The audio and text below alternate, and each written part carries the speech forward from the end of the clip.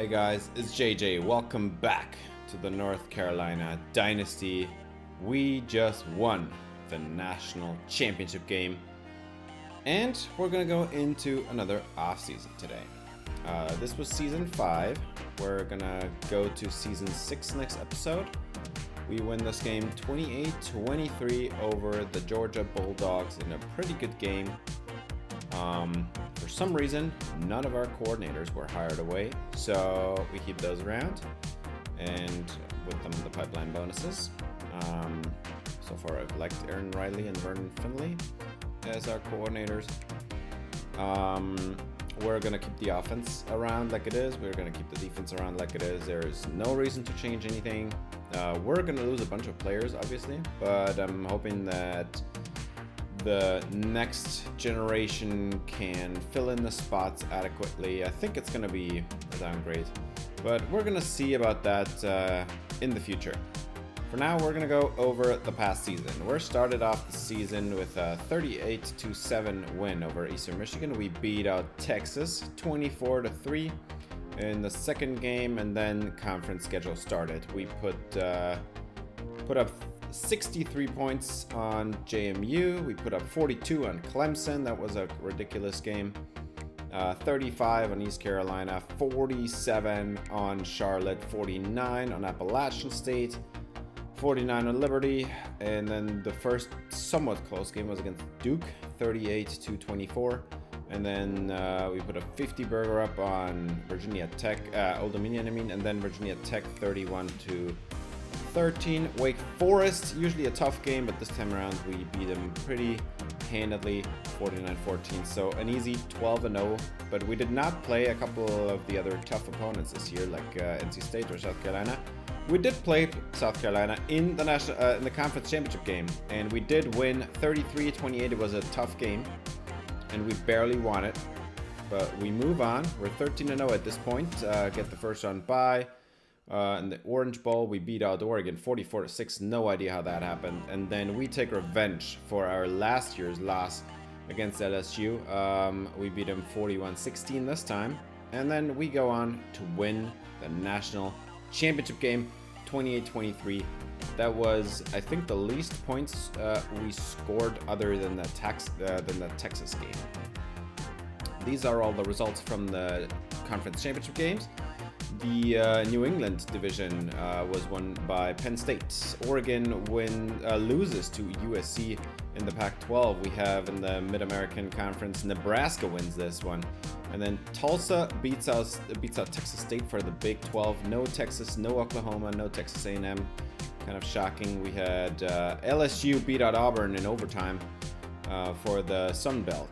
The SEC won by Georgia. Then we got Colorado over Nevada in the Mountain West Conference, and then Tennessee wins it over Kentucky for the American, and the Big Ten is won by Cincinnati. No Michigan, no Ohio State in that game. And then obviously we win the ACC, which created the following picture. Michigan State makes it to the college football playoff. No idea how they did that, but they lose it first round against the Sun Belt winner LSU.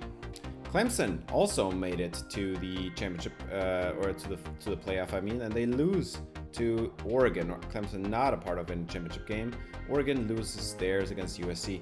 Texas State, they win. They actually lose the Big 12, but they win over Penn State, the winner of the Conference USA. That was kind of crazy to see. Texas State apparently a really good team. And then Virginia also made it, and they did move on against the winner of the Big 12. Georgia wins their game against Virginia as the winner of the SEC. The winner of the American Conference was Tennessee. They move against Texas State. And then we win it over Oregon, and that was a pretty handed win. And then USC one and done as the Pac-12 winner. They lose out on LSU. So in the semifinal, we had the winners of the Sun Belt Conference and the ACC. We win that one. And on the other side, the winners of the American and the SEC. Georgia wins that one. And then in the end, we win it all. This is how the playoff went. I don't think I need to go over the game 2023. You can watch that one last episode. This is our individual season stats from everybody. Shabazz had almost 4,500 yards, 49 touchdowns, 8 picks on a 67% completion percentage. And then Rayshawn Foucha, 10 of 18, 4 touchdowns, no picks in garbage time. I mean, that's not even a game worth of data. And then Kyle Costanzo, 1,365 rushing yards, 12 touchdowns, 4 fumbles. This is a senior season. He is done. Brian Malik, it's his junior season, 924 yards, 9 touchdowns, 1 fumble. So much better at not fumbling the ball away. And then Terrell Speed got in garbage time a couple times, 4 carries, 33 yards, no touchdowns, no fumbles. So this is all the running backs. For sure, we're gonna lose Kyle Costanzo of that group. Then for the receivers, Marquise Brooks leads the team in receiving yards, 1,474 yards, 18 touchdowns, is also team leading. Incredible season by him, our deep threat, our Z receiver. He's a senior. Actually, he's a junior. Then Buck Stoner, 64 receptions, 1,405 yards, 13 touchdowns. He's a senior. He's definitely gone as well. And then Jordan Shipp leads our team in receptions, 79 for 741 yards, 8 touchdowns. Not a 1,000-yard receiver and less than 10 yards per reception. He's a pure slot receiver. He's also a senior. Then our tight end, Deontay Slay. He was a freshman this year, I think. 43 receptions, 490 yards, 8 touchdowns. Great season for him. Costanzo, 137 yards, no touchdowns. That brings up his total from scrimmage to 1,402. Brian Malik, 132, which gets him over 1,000 from scrimmage, also 4 touchdowns through the air. Clyde Upshaw, who is also a senior receiver. He only had 13 receptions, 112 yards. Actually, he's a junior, I just remembered. And only 2 touchdowns. He did get 2 touchdowns on 13 receptions. That's pretty impressive, I gotta say. And then just a couple backup receivers and tight ends down the list. Alex Taylor, most mentionable as the senior receiver. Our 5th, actually not 5th, I guess 3rd senior receiver. 16 yards, no touchdowns on 2 receptions. For the defense, Larry Butts, he's a sophomore, but he will get drafted. I would be shocked if he is not going to leave this season. 145 tackles, my God. 18 TFLs, 3 interceptions, a couple of forced fumbles. Incredible season. Then we had Harvey Kalmalat, 35 TFLs. Anthony Dingle, 34 TFLs. Connor Stockey, 32 TFLs. Our defensive line was producing TFLs like nobody's business. And then even Zach Moma had 27. Larry Butts, 18 TFLs. I just talked about that. It's crazy. Jason Hepburn, he was a run-stopping linebacker. He gets a few as well. We got sack leader was Harvey Kalmalat, 20 sacks, 17 and a half for Zach Moma. So our interior rushers had more sacks than our edge rushers. Connor Stockey, another sophomore that I would expect to declare this year, 15 sacks. Anthony Dingle, he's also a sophomore, 12 and a half sacks. I do not think he declares. He just doesn't have the overall. But still a good season for him. Jake Troutwine, a freshman.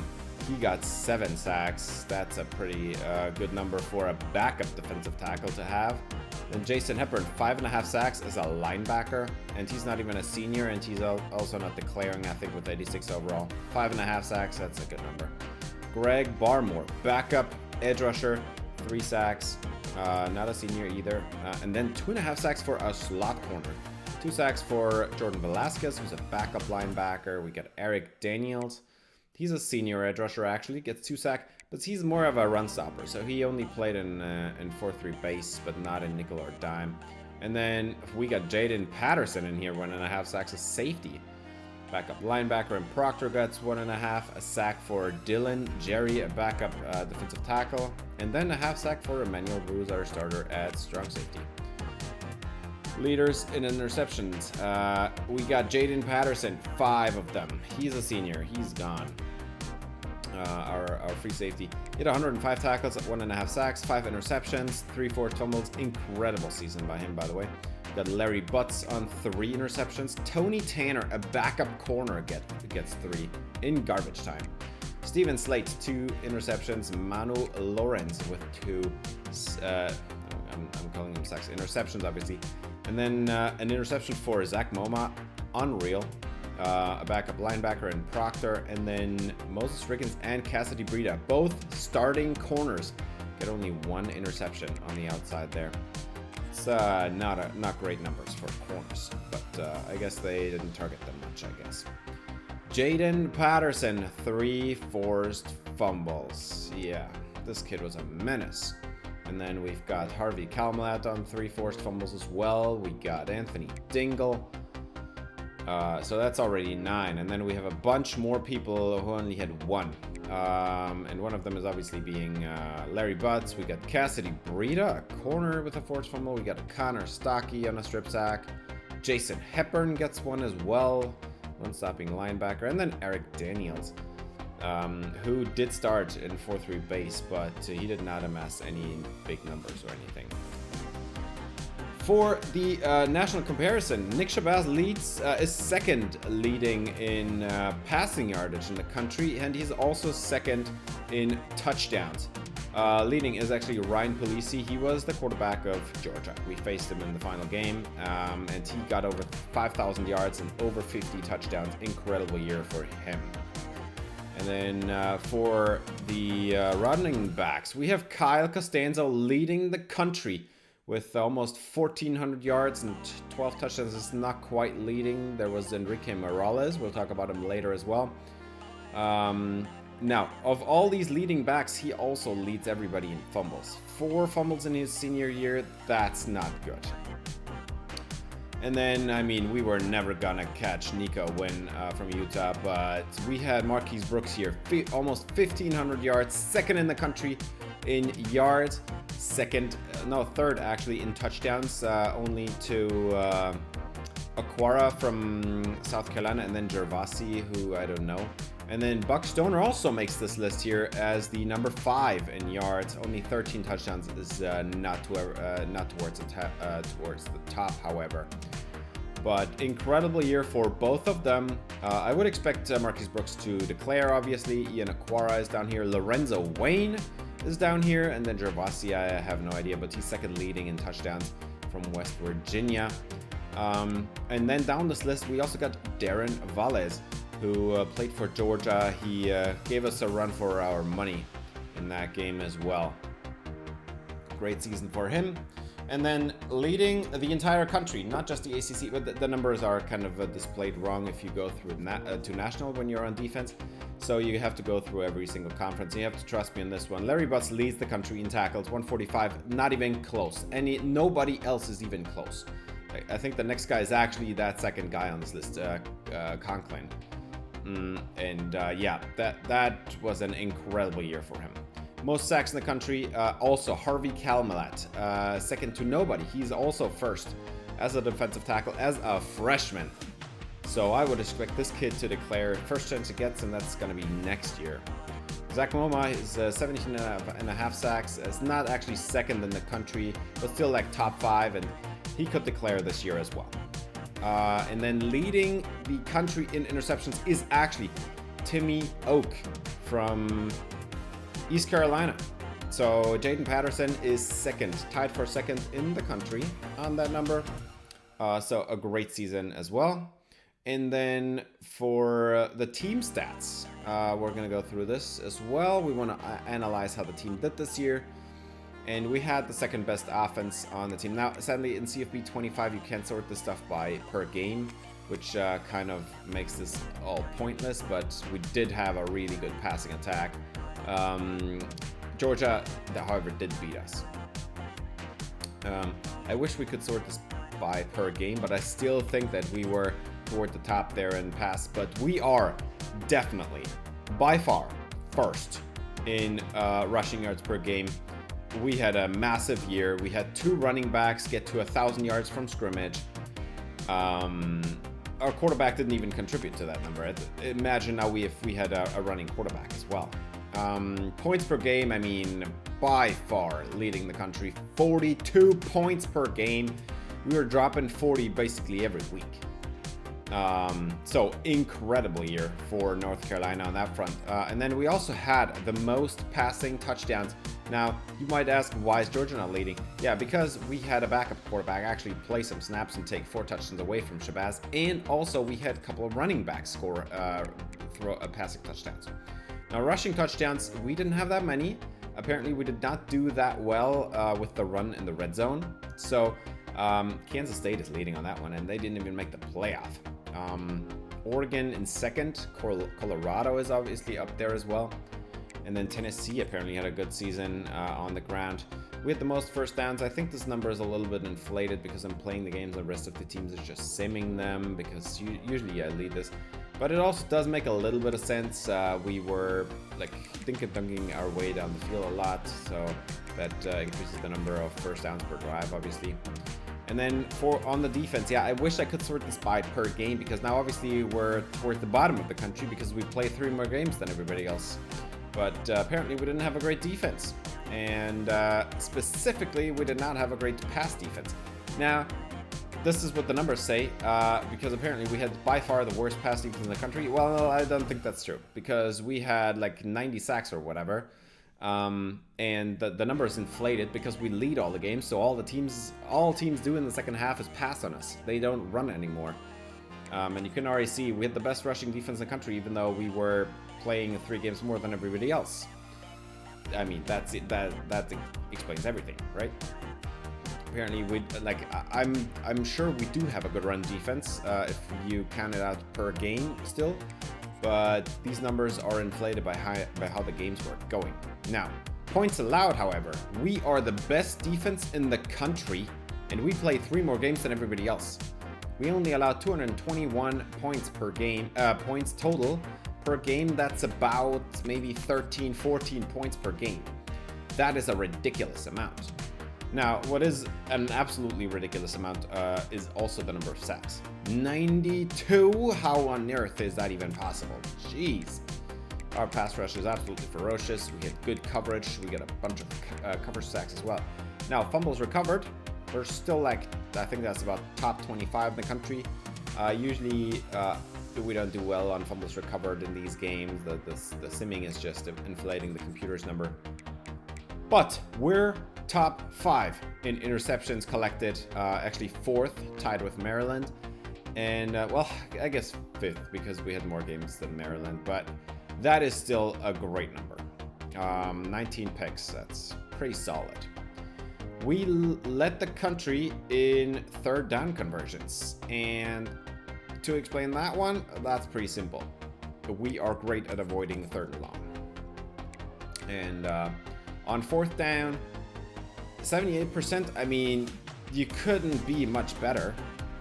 2 of the teams in front of us had way too little numbers on, like, way not enough numbers to actually, like, not be a fluke. But I don't know how Wisconsin did it. 15 of 17 on 4th down, that's a ridiculous amount.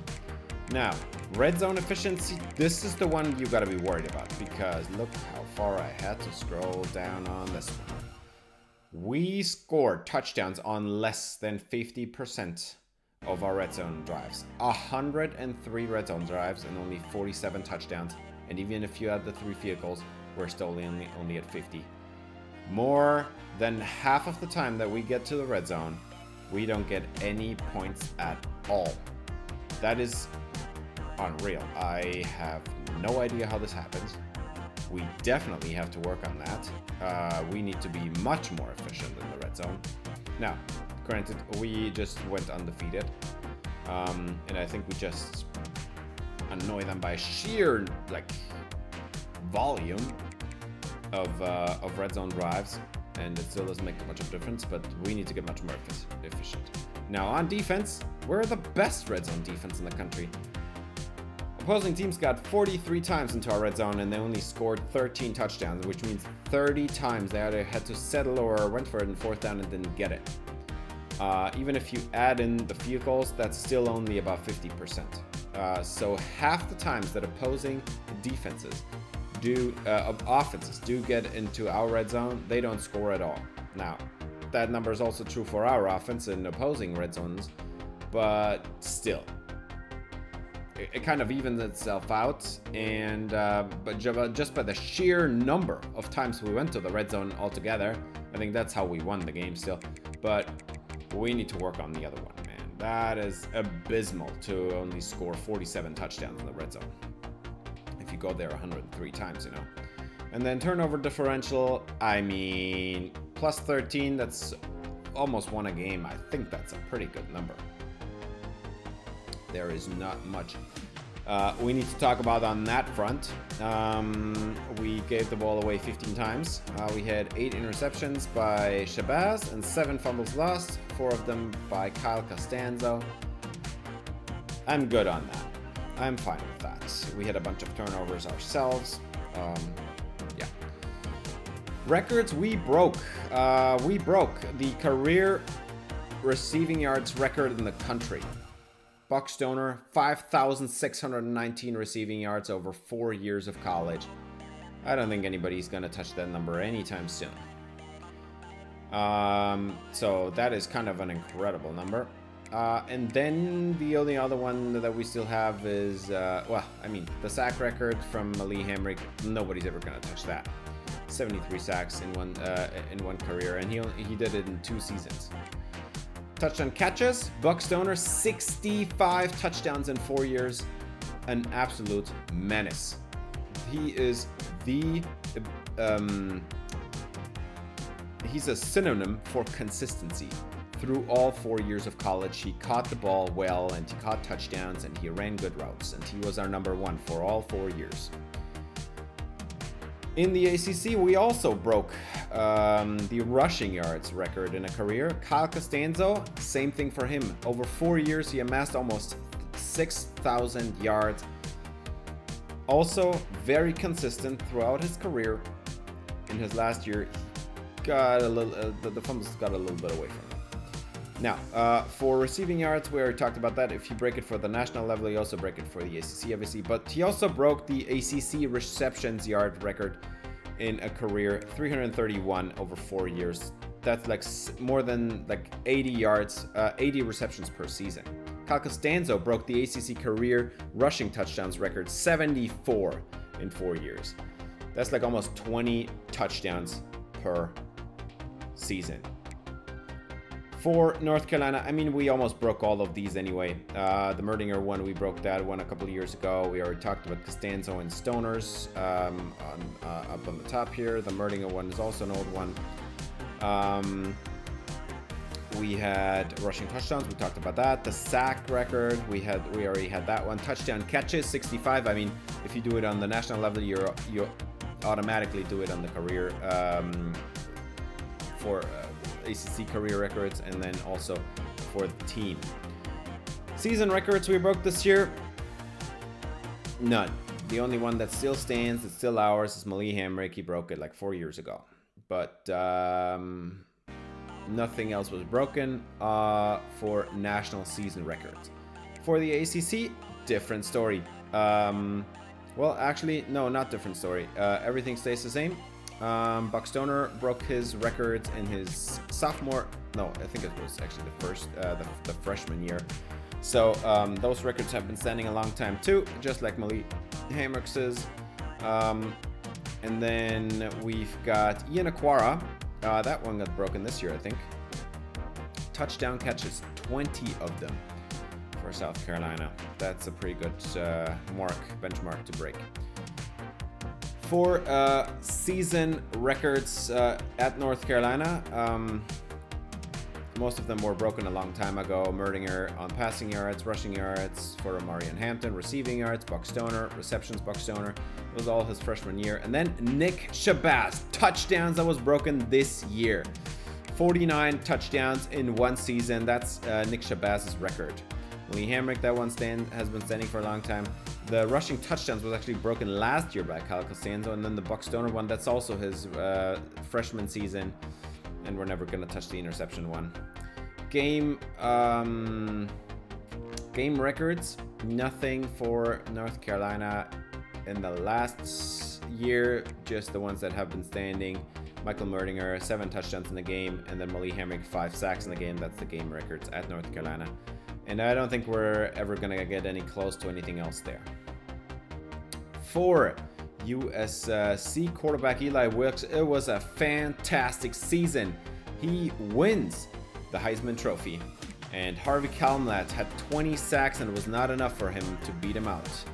Ryan Puglisi was there as well, obviously, and then Lionel Hart for Missouri. On 4th place. And then Nick Shabazz, 49 touchdowns, gets him 5th place. Player of the Year, also a surprise. It actually goes to Harvey Kalmlat. So no Wilkes, no Puglisi. It's Harvey Kalmlat, the freshman defensive tackle. 2nd place goes to Puglisi. 3rd place to Connor Stockey. We also had Eli Wilkes in 4th for USC. He's had a great season. And then David Oluwatimi for Tennessee. Who makes this list? Zach Moma is here. Anthony Dingle. Basically, our our entire defensive line is in the top 7. And then Nick Shabazz is 8th. And Marquise Brooks is 10th. So, incredible year. Obviously, Corliss Stacy is 11th, by the way. The South Carolina quarterback. He had a good year, I guess. And he's got a senior season ahead of him. Best head coach. I mean, you go undefeated. You earn it. There is we do not need to talk about this one. LSU's head coach got 2nd apparently, and then Georgia's got 3rd. Best quarterback is apparently Ryan Puglisi. Nick Shabazz in 4th. So all the awards are kind of split up between different players. Eli Wilkes in 2nd, Oluwatimi in 3rd, Shabazz in 4th, Lionel Hart in 5th. Corliss Stacy in 6th. And then also Emilio Vermilio from LSU, he's in 8th down here. And then Dorian Townsend for Clemson in 9th. We've played or talked about all of these players for quite a while now. And then best defensive player of the year, yeah, we get the top 5. We got our entire defensive line and Larry Butts, our middle linebacker. I mean, and you have to imagine, our top 5, it's not senior players. It's not even juniors. They're all sophomore and 1 freshman who wins it all. Absolutely ridiculous. Now, in 10th, we also have Jaden Patterson, and it's pretty hard for defensive backs to be on this list entirely. You can see it. There is only 1 defensive back, and it is Jaden Patterson. So, great season for him. He earned it. 5 picks, 3 forced fumbles, more than 100 tackles.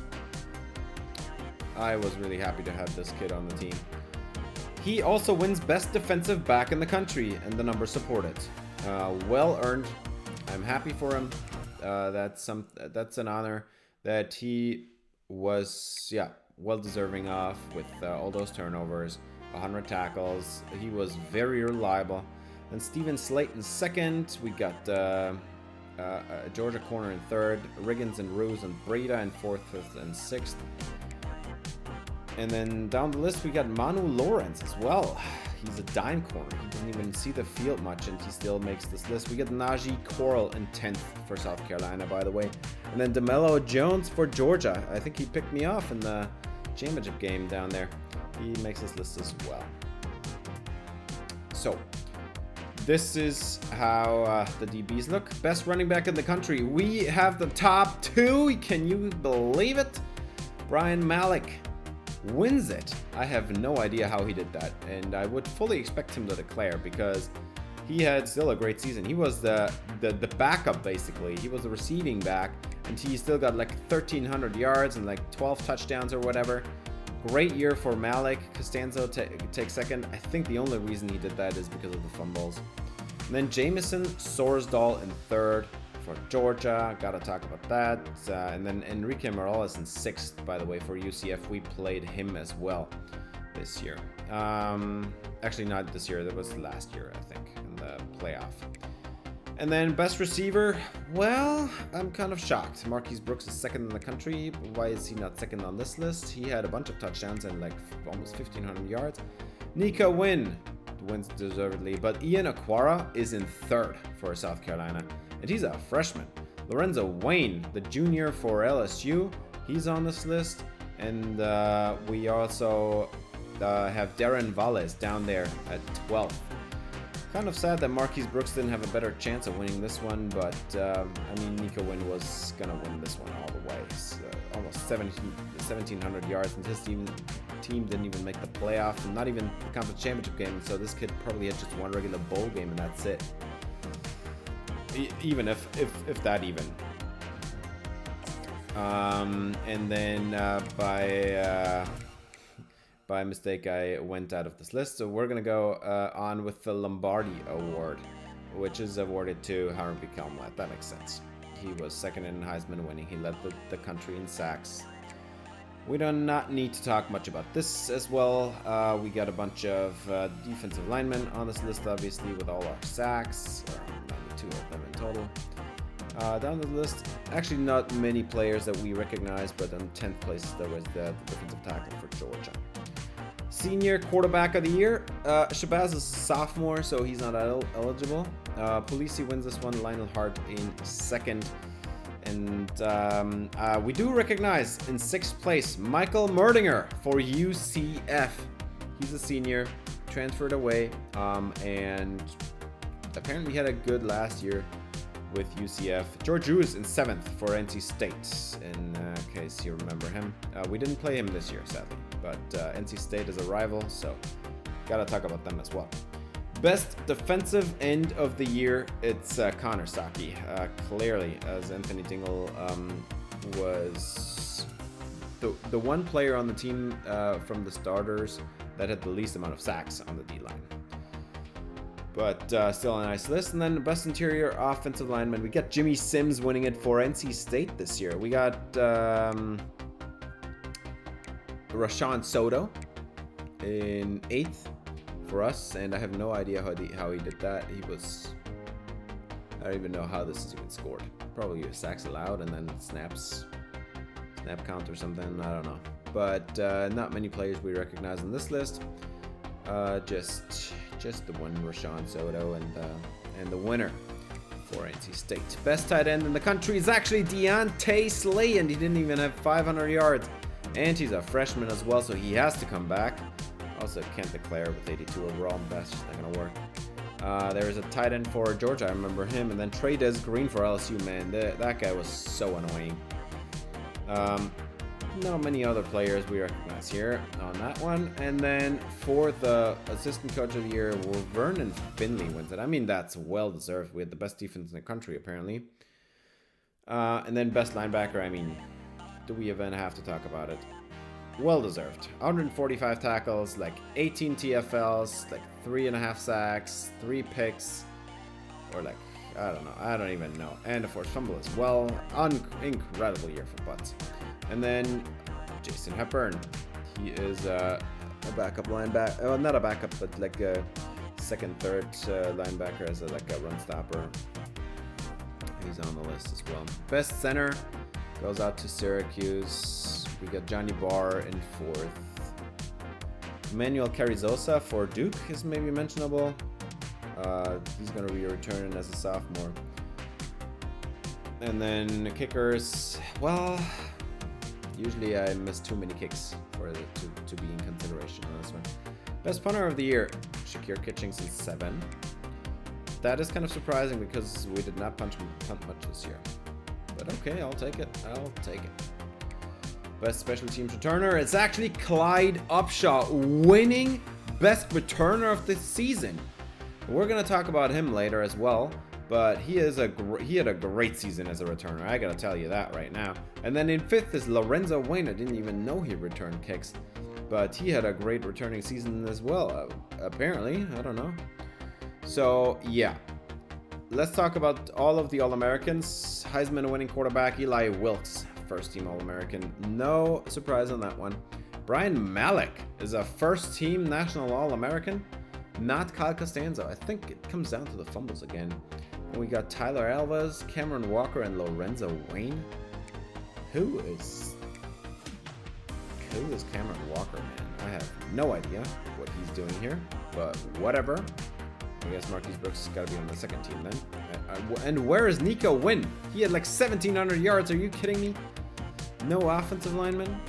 But The first... What is happening? Oh my god, are you kidding me? Left end, Connor Stockey makes it. But guess who didn't make it? Both our defensive tackles that led the country in sacks. Are you kidding me? That's a joke. Larry Butts. At least he got it as a middle linebacker. And then we've got a safety. No corners, though. Jaden Patterson, well earned. And yeah, that was not as many as I thought it was going to be on an undefeated team. We definitely would have had to had a couple more defensive tackles and Marquise Brooks in there. That's kind of ridiculous, honestly. Second team All-American, still no Shabazz. It's Lionel Hart and Enrique Morales for UCF. Kyle Costanzo gets second here. Second team All-American. Still no receivers. No Buck Stoner, no Marquise Brooks, and they had incredible years. I can't believe it, man. No offensive linemen. No other defensive linemen. Are you kidding me? That's a joke, right? Harvey Kalmalat had 20 sacks and he doesn't get National All-American? You're drunk. What are you doing, man? Whatever. At least we got the other safety. Not really all that surprising that we didn't get another corner in here or another linebacker, but Harvey Kalmalat, come on. And then, I mean, even though Harvey Kalmalat outshined him, I think Zach Moma still had a great season. Second or third in the country with total sacks. Like, what are you doing, man? Freshman All-American. No quarterback, obviously. Our quarterback was a sophomore. No running backs. Our starting running backs were not sophomores. No receivers. None of our starting receivers were freshmen. But we get the tight end. All-American freshman tight end, Deontay Slay. And then we didn't have any starters on the offensive line, but apparently Shamir Timms played a few snaps and got him All-American freshman right tackle. Now, at least he got this one. Harvey Kalmalat and Jake Troutwine. I mean, if Jake Troutwine is the bar, like Harvey Kalmalat had 3 times as good a season as Jake Troutwine. James Proctor makes it, even though he didn't really play that much. And then Tony Tanner, the garbage time interceptor. 3 picks in garbage time gets him freshman All-American here on the national level. And with that, we are going to be moving on to the ACC All-American. I'm not going to go through every conference, obviously, because that's just taking way too long. But this stuff is still interesting to me. And in the ACC, I think we should lock everything up, right? Right? Guess we'll see. Should get quarterback at least. We should get running backs, a couple of receivers. We don't get quarterback? You're kidding me. We had 49 touchdowns in Shabazz. That's a joke. At least we got Malik and Costanzo, and then apparently Braylon Staley is the number 1 receiver in the conference. Are you kidding me? He was not even close to Marquise Brooks as far as production goes. Are you kidding? And then Ian Aquara is good there. And then Marquise Brooks. We got Deontay Slay. I have no idea why we didn't get the left guard, but we got all the other ones. Mitch Jefferson, Johnny Barr, Baraka Onwenu, Desmond Jackson. Left guard was, I forgot his name. I think it's Rashawn Soto. I have no idea. Oh my god, I'm just realizing. Rashawn Soto didn't even start this year and he got first team All-American. You're kidding. No, not first team All-American. He got listed for best interior offensive lineman. I mean the award. Connor Stockey and Zach Moma, but still no Harvey Kalmalat. Are you drunk? Are you out of your mind? Okay, whatever. Larry Butts and Dom Shelley make this list. At least we got that one right. Didn't expect any of the corners. Najee Coral makes it for South Carolina. That's nice to see. And then both safeties in Jaden Patterson and Emmanuel Ruse. And then kicker and punter? Okay.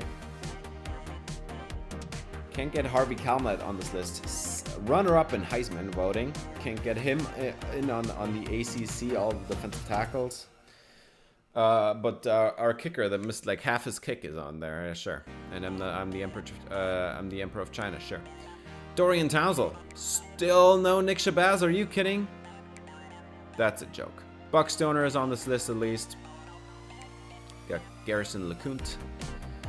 A couple offensive linemen for different teams, I guess. Rashawn Soto, still no idea how he makes this list. He was a backup. But okay, whatever. Defensive lineman. He barely made the list, Harvey Kalmlat. No Anthony Dingle, though. And then Jason Hepburn makes this list as well. So in total, all of our 3 starting linebackers make it. And then Brian Kendricks there for James Madison. He had a nice season. Bryce Reeves for South Carolina. Manuel Esquivel, the other corner for South Carolina. They got 2 junior corners that are really playing well. Coral and Esquivel. And then Kareem Fallen, he didn't even play much. Freshman All-Americans, we got Norman Dog. We got Johnny Cummins for Wake Forest. Quincy Foucault for NC State. For the receivers, it's Ian Aquara and Dylan Hawker. 2 South Carolina receivers and 1 more from Virginia. Tight end Deontay Slay. Obviously had to make that one. Salisi Phoenix, a freshman that I redshirted and that didn't play a single snap. Okay, whatever, a game. Center, JP Westbrook. That's nice to see for South Carolina. We got Duke Trinidad and Shamir Timms. And then James Gomez. He was a backup. He didn't play much. Kalmlat and Trotwine. Yeah, no surprise there. Proctor and Carswell at linebacker. No surprise on that one. And then Tony Tanner again. Had to be on the list as well. A couple of safeties that I don't know about. And then kicker and a punter from Charlotte and NC State. So that's all the All-Americans. Kind of shocked at how badly Mr. Kalmlat was treated here by this list, but whatever. We're moving on to leaving. This is the sad part of the offseason. And we have 8 players declaring early. Brooks is the first one. No shocking there. We can't persuade him. Upshaw. That is very much shocking. Connor Stockey. No, not shocking at all. And Larry Butts also not shocking at all. Both sophomores, well deserved. Now, Shabazz, on the other hand, he's an 88 overall. And he's projected to go in the 6th round. So, might want to bring him back. Johnny Barr, 6th round center. Zach Moma declares, and Mitch Jefferson. And now there is one player that I would have expected to declare for 100% sure, and he didn't. It's Brian Malik. And then we got a bunch of seniors. We're losing a backup guard, the run-stopping defensive end, our starting right tackle. I think we can replace that. Jaden Patterson, our free safety. Don't know if I can replace him. Jordan Shipp, Alex Taylor, a couple of receivers. And then Kyle Costanzo and Buck Stoner from our OG recruiting class. They are both true seniors, and they both are projected to be drafted. So we're not gonna have Brooks declare. He's a first-round pick, and also we can't persuade him. Upshaw was not a starting receiver this year. I think if he stays, he is our number 1 this year, and he should stay. But I can't persuade him because his overall is too high. So he will not be persuaded. He's going to the NFL as a first-round returner. I guess you got another Cordero Patterson there. So he will be staying. Stockey and Butts, they are both projected in the first round. We will not persuade them. If you're first round projected, we're not persuading. Shabazz, I thought about this for an entire night. I thought about this hard and long, but I want him back because he's a 6th round pick. Even if he gets taken in the 4th round, he should not be declaring. He has decided to stay. So welcome back, Nick Shabazz. We're gonna get another year out of you. And next year you can declare and hopefully be a first-round pick then. Johnny Barr is supposed to be a center, projected 6th round. Now, 6th round, I think we can do better than that. And also, we don't have many centers. So we're persuading him. And the chances are extremely high, just like Shabazz. And Johnny Barr will come back for one more year. Next year he will leave. He's a senior then. I really hope that Shabazz has a good offseason and declares next year then, at least. Zach Moma. He's a sophomore. He's projected in the 6th round. I want to bring him back because I think he can do better than that. And we'll be bringing him back. Extremely high chance, and he decides to stay. And then one more player. And yet again, I think we should keep him around. Mitch Jefferson, a sophomore tackle. Projected 7th round. Dude, just stay. Just be a 1st-round pick next year. I'm only persuading them for their own good. And he has also decided to stay. So we bring back everybody that we wanted to bring back except Clyde Upshaw. I wish I could switch Clyde Upshaw and Brian Malik, because I think that Malik should have declared as well and gone to the NFL as a 1st-round pick. And instead Clyde Upshaw goes, who didn't even really play much. He has like a total of like 15 career catches or whatever. Now, we're going to go over other players that have declared. It's Vai Manuwai at Oregon. He's a right tackle. He's projected 1st round, I think. And then there's a couple seniors for South Carolina. Emmanuel Mamula, still not sure how to pronounce the name, but he is not projected to go in the draft at all. I'm still gonna put him in the game when I start my Panthers franchise soon. And then Emmett Ivy, he's a senior receiver. I do remember him from our games. He's pretty fast at 6'5", pretty good athlete. He also goes, I hope he gets drafted, probably going to be a UDFA though. Soma Ruse, I don't know if you remember our first recruiting class. I badly wanted him and I did not get him, and he never left Tennessee to go to the portal. But he declared he's going to be a 1st rounder, and deservedly so. Deshaun Bliss. I so badly wanted him to. Ruse and Bliss, man. Those are the 2 biggest misses from my 1st year of recruiting. I loved Bliss, man. I would have loved to have this kid on the team. He declares, well, actually, I mean, he also does declare, but he's a senior, a true senior. He's projected to be taken in the 2nd round, though. Enrique Morales is a running back that we played against, like, last year. And he is projected to go in the 4th round. So, looking forward to seeing him at the next level. He did not have a great game against us, but it was also not horrible considering our run defense is pretty good. And then Brian Maffei for Virginia. I don't really specifically remember him, but he is the only one that could go to the NFL from this year's recruiting class, and I want him to be in my Panthers franchise, so we're going to take a look at him as well. Not projected to be drafted, though. Then we got Wake Forest, and I for sure remember both these players. Cortland Speaks, he graduates, and then Tyrone Gillikin, the receiver. Both of them not projected to be drafted, but maybe they could be. And man, Gillikin, he gave us some tough games. He was pretty good against us. And like that, he was one of the main reasons why the Demon Deacons always give us troubles in our games against them. But yeah, moving on. Clemson, the only one that I know from this team that is going to be having a chance at the NFL is John Cobbs. He actually didn't play much against us because he's actually a backup running back. The real starter is not declaring this year.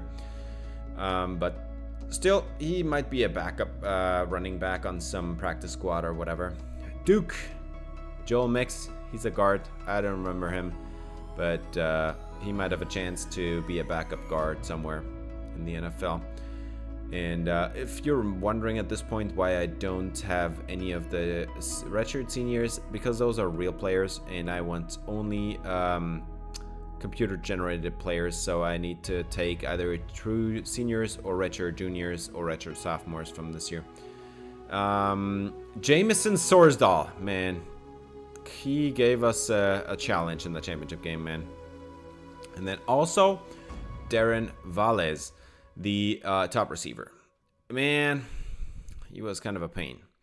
So those are the 2 players that might be going to the NFL. Well, Sorsal definitely is going to the NFL. We'll see about Darren Valles. I mean, we'll put him in the draft class, but he doesn't look to be drafted at the moment. Then we also got Brian Kendricks, the only good player on the team of James Madison, projected round 2, just like Deshaun Bliss. So he's going to be on that in that first draft class as well. For LSU, we have a guard declaring early. Larry Penton, supposed to go in round number 2, and well deserved. Amari Stockton, the middle linebacker, man, he played really well. I think he picked me off a couple times over his career.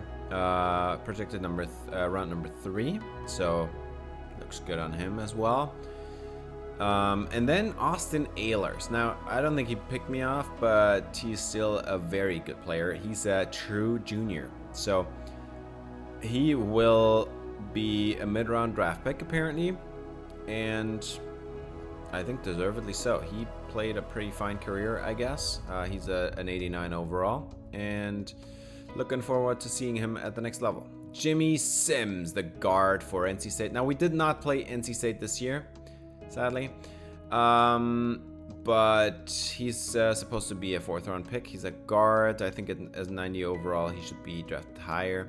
And then the quarterback is also leaving. He's projected as a 7th rounder, so kind of the backup quarterback territory. That's the realm that George Ruse is gonna be picked for. And that is it. That's all the players we're gonna talk about today. We're gonna start off with all the players in our team that we're losing this year. Kyle Costanzo, 6'1", 230, former 4-star, massive dude. He could have improved a little bit more in the end, but he looked incredible throughout his career. Elite power. He's got a bunch of abilities, man. Look at the right side of the graphic there. And he had elite speed for his size. 6'1", 230, great route running, really solid hands, 94 speed, 96 acceleration, but the wear and tear. He's supposed to be a 7th rounder, which in my eyes is a little bit low. But he had more than 5,000 career rushing yards, almost 80 touchdowns. The fumbles got out of control in this senior season, though. So it kind of makes sense that he's not being picked in the 1st round. He's not the elite running back that Omari and Hampton was, but he had the production. 4-year college career. He got hit a lot, so as a running back, it makes sense that he's not a 1st round pick. And the fumbles weigh him down even further, so that's why he's going to be a late round pick. And I do think that makes some amount of sense. He also had a total of, 107 career receptions for an additional 1,000 yards, maybe. Great career for Kyle Costanzo. We will see him at the next level. I will put him in the game in my Panthers franchise. That's going to be the first offseason. And with that, we're moving on. Jordan Shipp, he's a real player. He will not be in my Panthers franchise. 6'2", 190, we'll still say goodbye to him. He's got the platinum cutter ability. He is an elite level route runner, especially underneath. He's a great slot receiver, but down the field, not so much. I did throw him up a few deep balls. He doesn't really have the speed to outrun elite defenses. 92 speed is decent, I guess. Over his career, he had about 2,700 receiving yards and like 30 touchdowns. That's a pretty good career. He was a 3-year starter. He was a backup in his first season, which was the 2nd season of this dynasty. We're gonna miss him. Next player up, Clyde Upshaw. Now this is where I would like the game to give me a undo button, because he is definitely not supposed to go to the NFL. Now, let's talk about the ratings. He is very good after the catch. He is an elite level route runner underneath. The catching ratings still need some work, but still very good receiver prospect. Now, he didn't have any space on the roster. He's also not an elite level athlete. At his size, you would want more speed. He's 5'11". And in total, in his career, he caught 13 catches for 112 yards and 2 touchdowns. And he's going to be a first-round receiver. I think I'm going to have to press the undo button on that one. And when I put him in my draft class in the Panthers franchise, I will probably put him as a mid-round pick. Because returners are not drafted in the first round. Now, as a kick returner, he didn't have any touchdowns, but he was a solid kick returner. He can make some people miss. He's a solid route runner. I think he's a good slot receiver. And this year, he had 3 punt return touchdowns.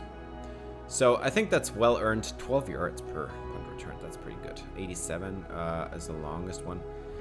This is pretty good stuff. But still, returners are not first-round picks. I think I'm going to put him somewhere in the second round, third round maybe. And he's just a good slot receiver. He's kind of a Josh Downs.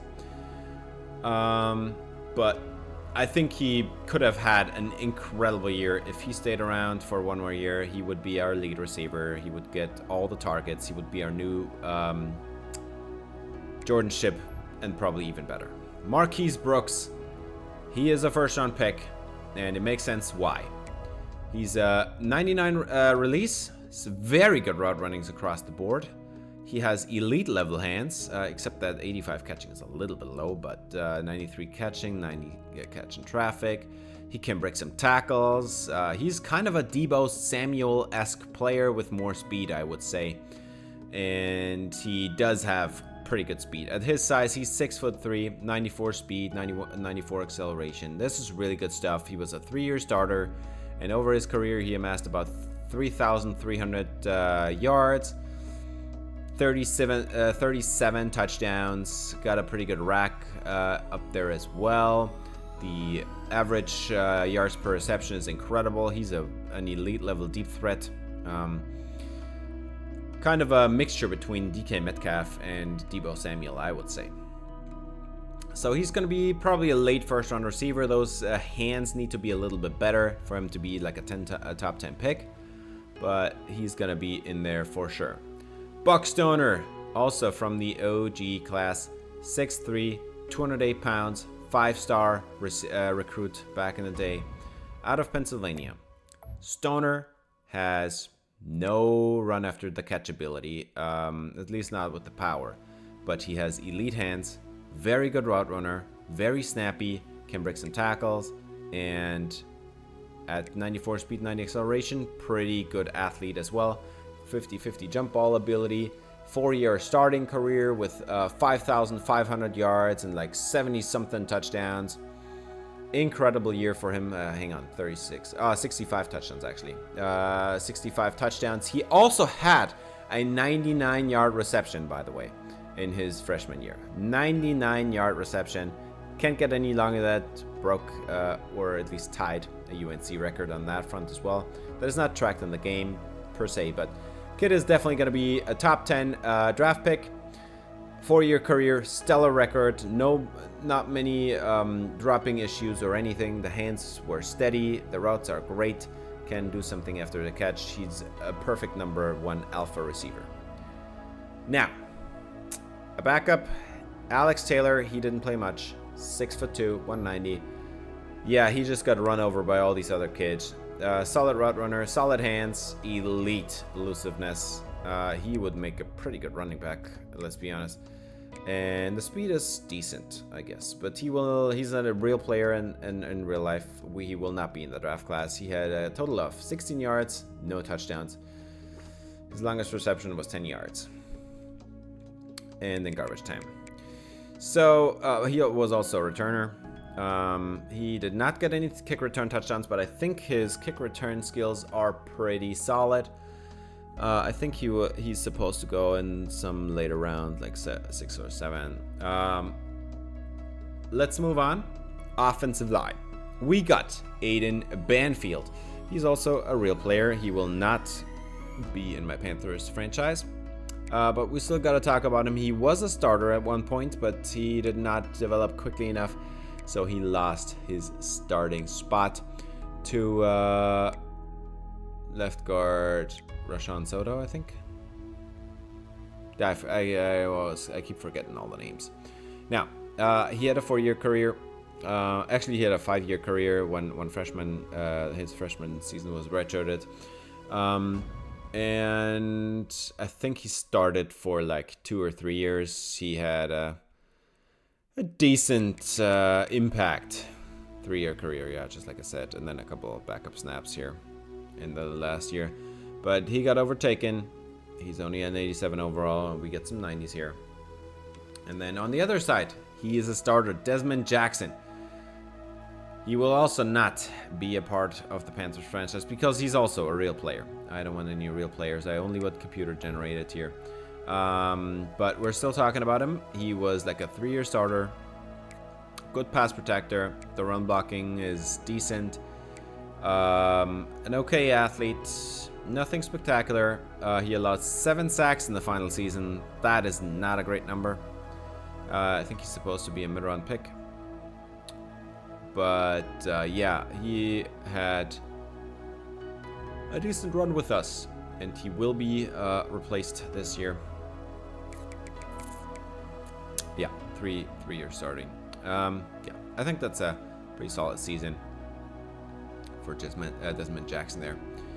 And with that, we are moving on to the other side of the football, as we are talking about Connor Stockey. 6'4", 257 out of Fort Myers, Florida. He's a former 5-star, and he declared as a sophomore. He will be a top 10 pick.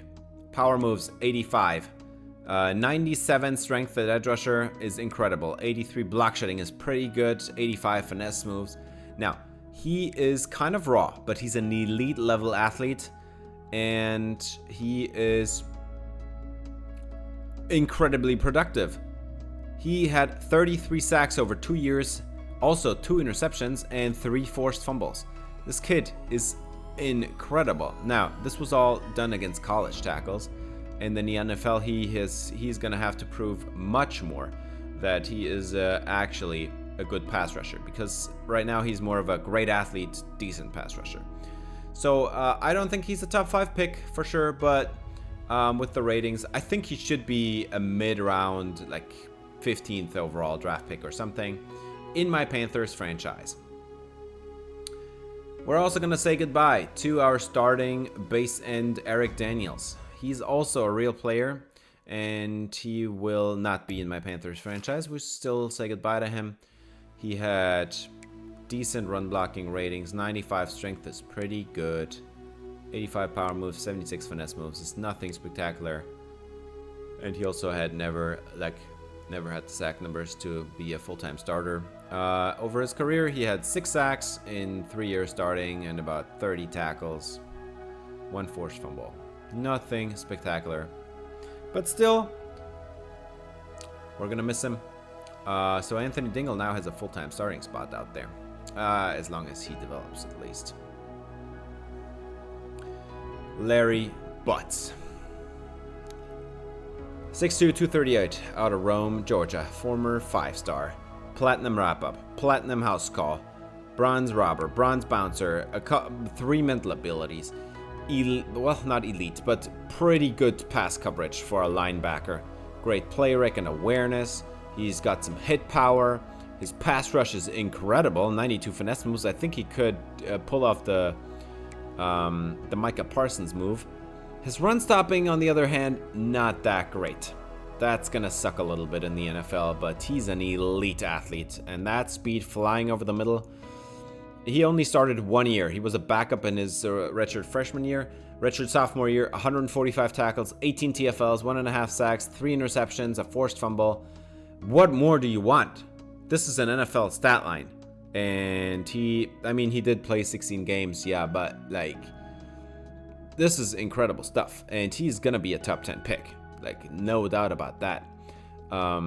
He's got everything he needs to go to the NFL. The run stopping will suck for a little bit, so that's not going to be great. But the coverage is definitely there. 3 interceptions as a linebacker. Come on. I'll take that every day. So, miss him. He's going to be replaced this year. Jaden Patterson, also a real player. I hope he does well in the real life, but he's not going to be in my Panthers franchise. That being said, solid run support, solid play rec, 92 hit power, which is why he got the silver blow-up ability.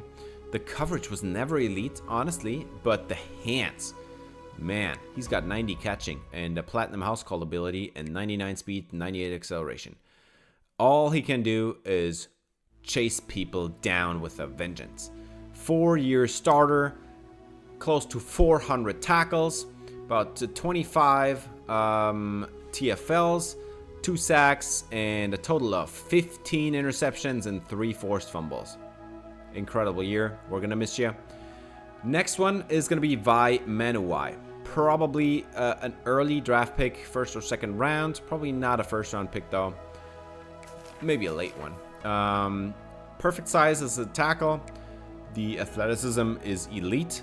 The pass rushing, the pass protection is his calling card. The run blocking is still really good. Good power.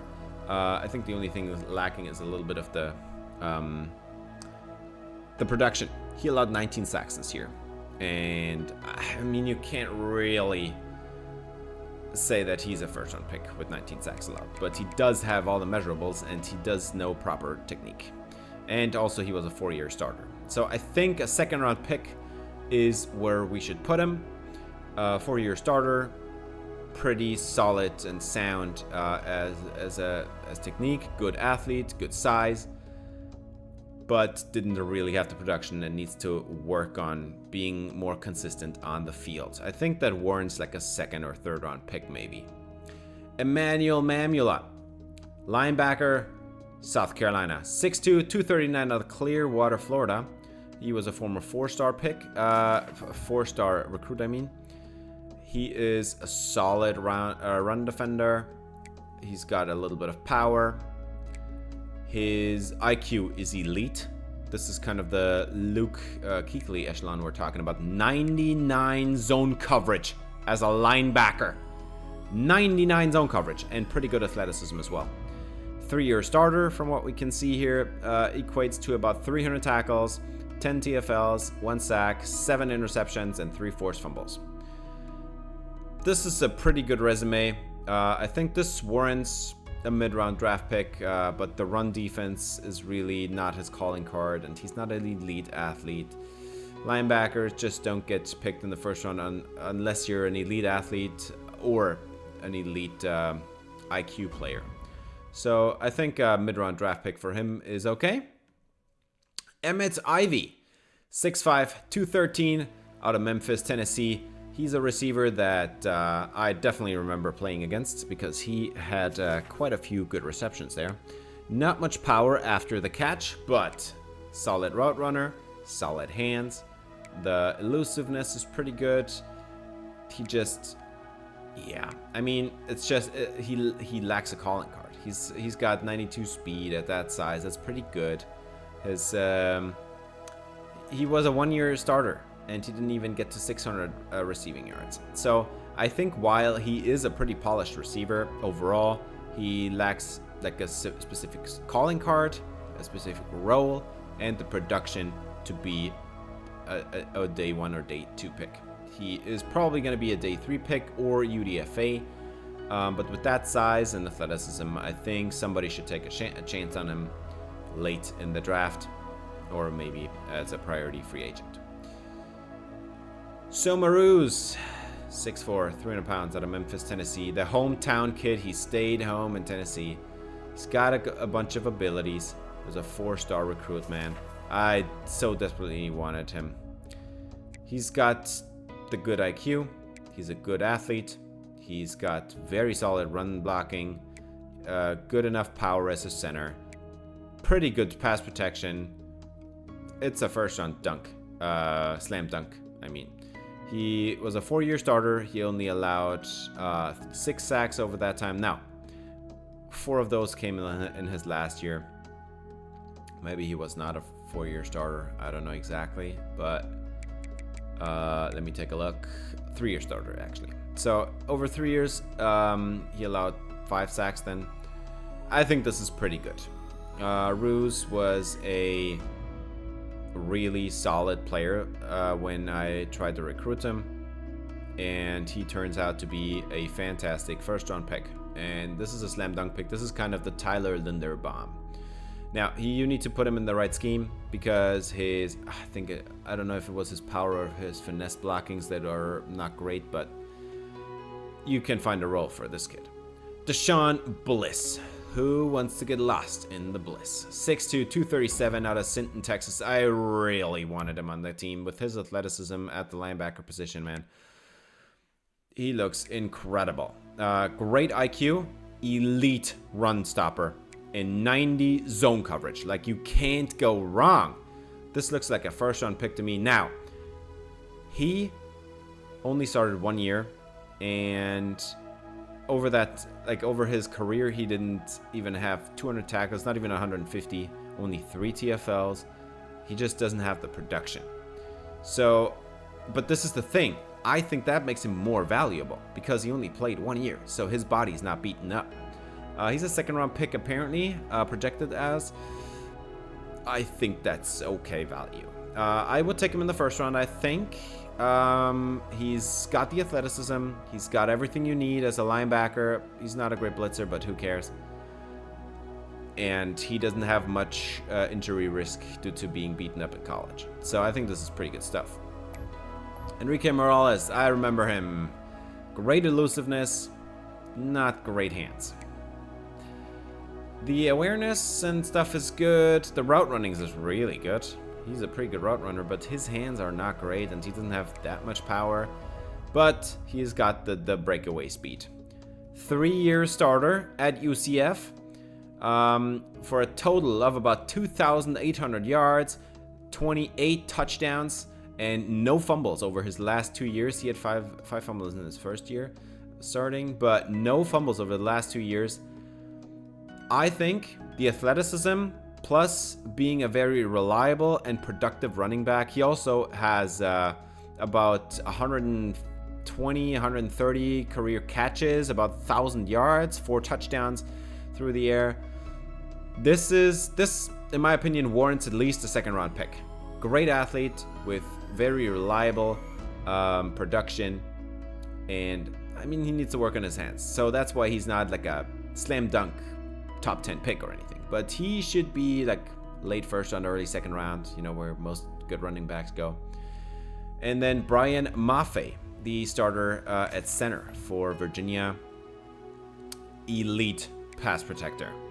The awareness is not great. The power, 84 strength, that's pretty bad. And also not much speed. And the run blocking is just good. So in the NFL, he will have some problems, which is why I would assume he is more of a UDFA or late round kind of draft pick. He allowed 3 sacks this last season, and as a center, I think this is a decent number. He was a 3-year starter in college. I think his pass protection values or warrants a late round draft pick, but his athleticism is awful for an NFL prospect. And the run blocking is just okay in college, which translates to being horrible at the NFL.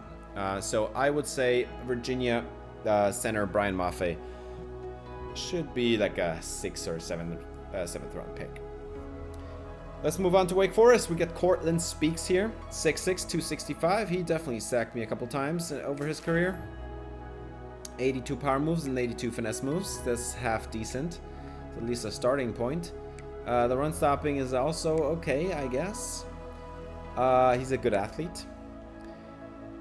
And over his collegiate career, he was a 3-year starter. He amassed about 120 tackles, about 11 TFLs or something, and about 25 sacks.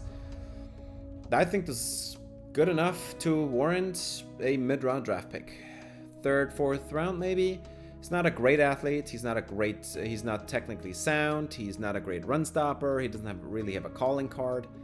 But he had solid production in college, and he can do something. He's not awful at anything. He's kind of a jack of all trades, master of none kind of edge rusher. Tyrone Gillikin, the deep threat. Man, I will not miss playing against him. He is going to go to the NFL and probably be a late round draft pick. Not great route running, not great hands. The elusiveness is okay, pretty good, but he is a speed demon. He was a 3-year starter. I think he was injured over a couple of his injured for a few games over his last couple of years. Maybe he's a little bit injury prone. But in total, about 2,000 yards through the air. He also had 200 yards on the ground, actually. And he was very productive at running back his last year. This is pretty interesting. So this is kind of a... who is very fast? This is kind of a Devon A-Chain thing, maybe. A pretty good receiving back. Can put him out there as a receiver. He will run away from everybody. Just a pure deep threat / gadget guy, which I think warrants a mid-round draft pick. John Cobbs, the backup running back here for Clemson. I put him in the game because I want somebody from Clemson to be in the draft class here. He has pretty good hands. He's a very good receiving back. His elusiveness needs a little work. The power needs a little work. The quickness...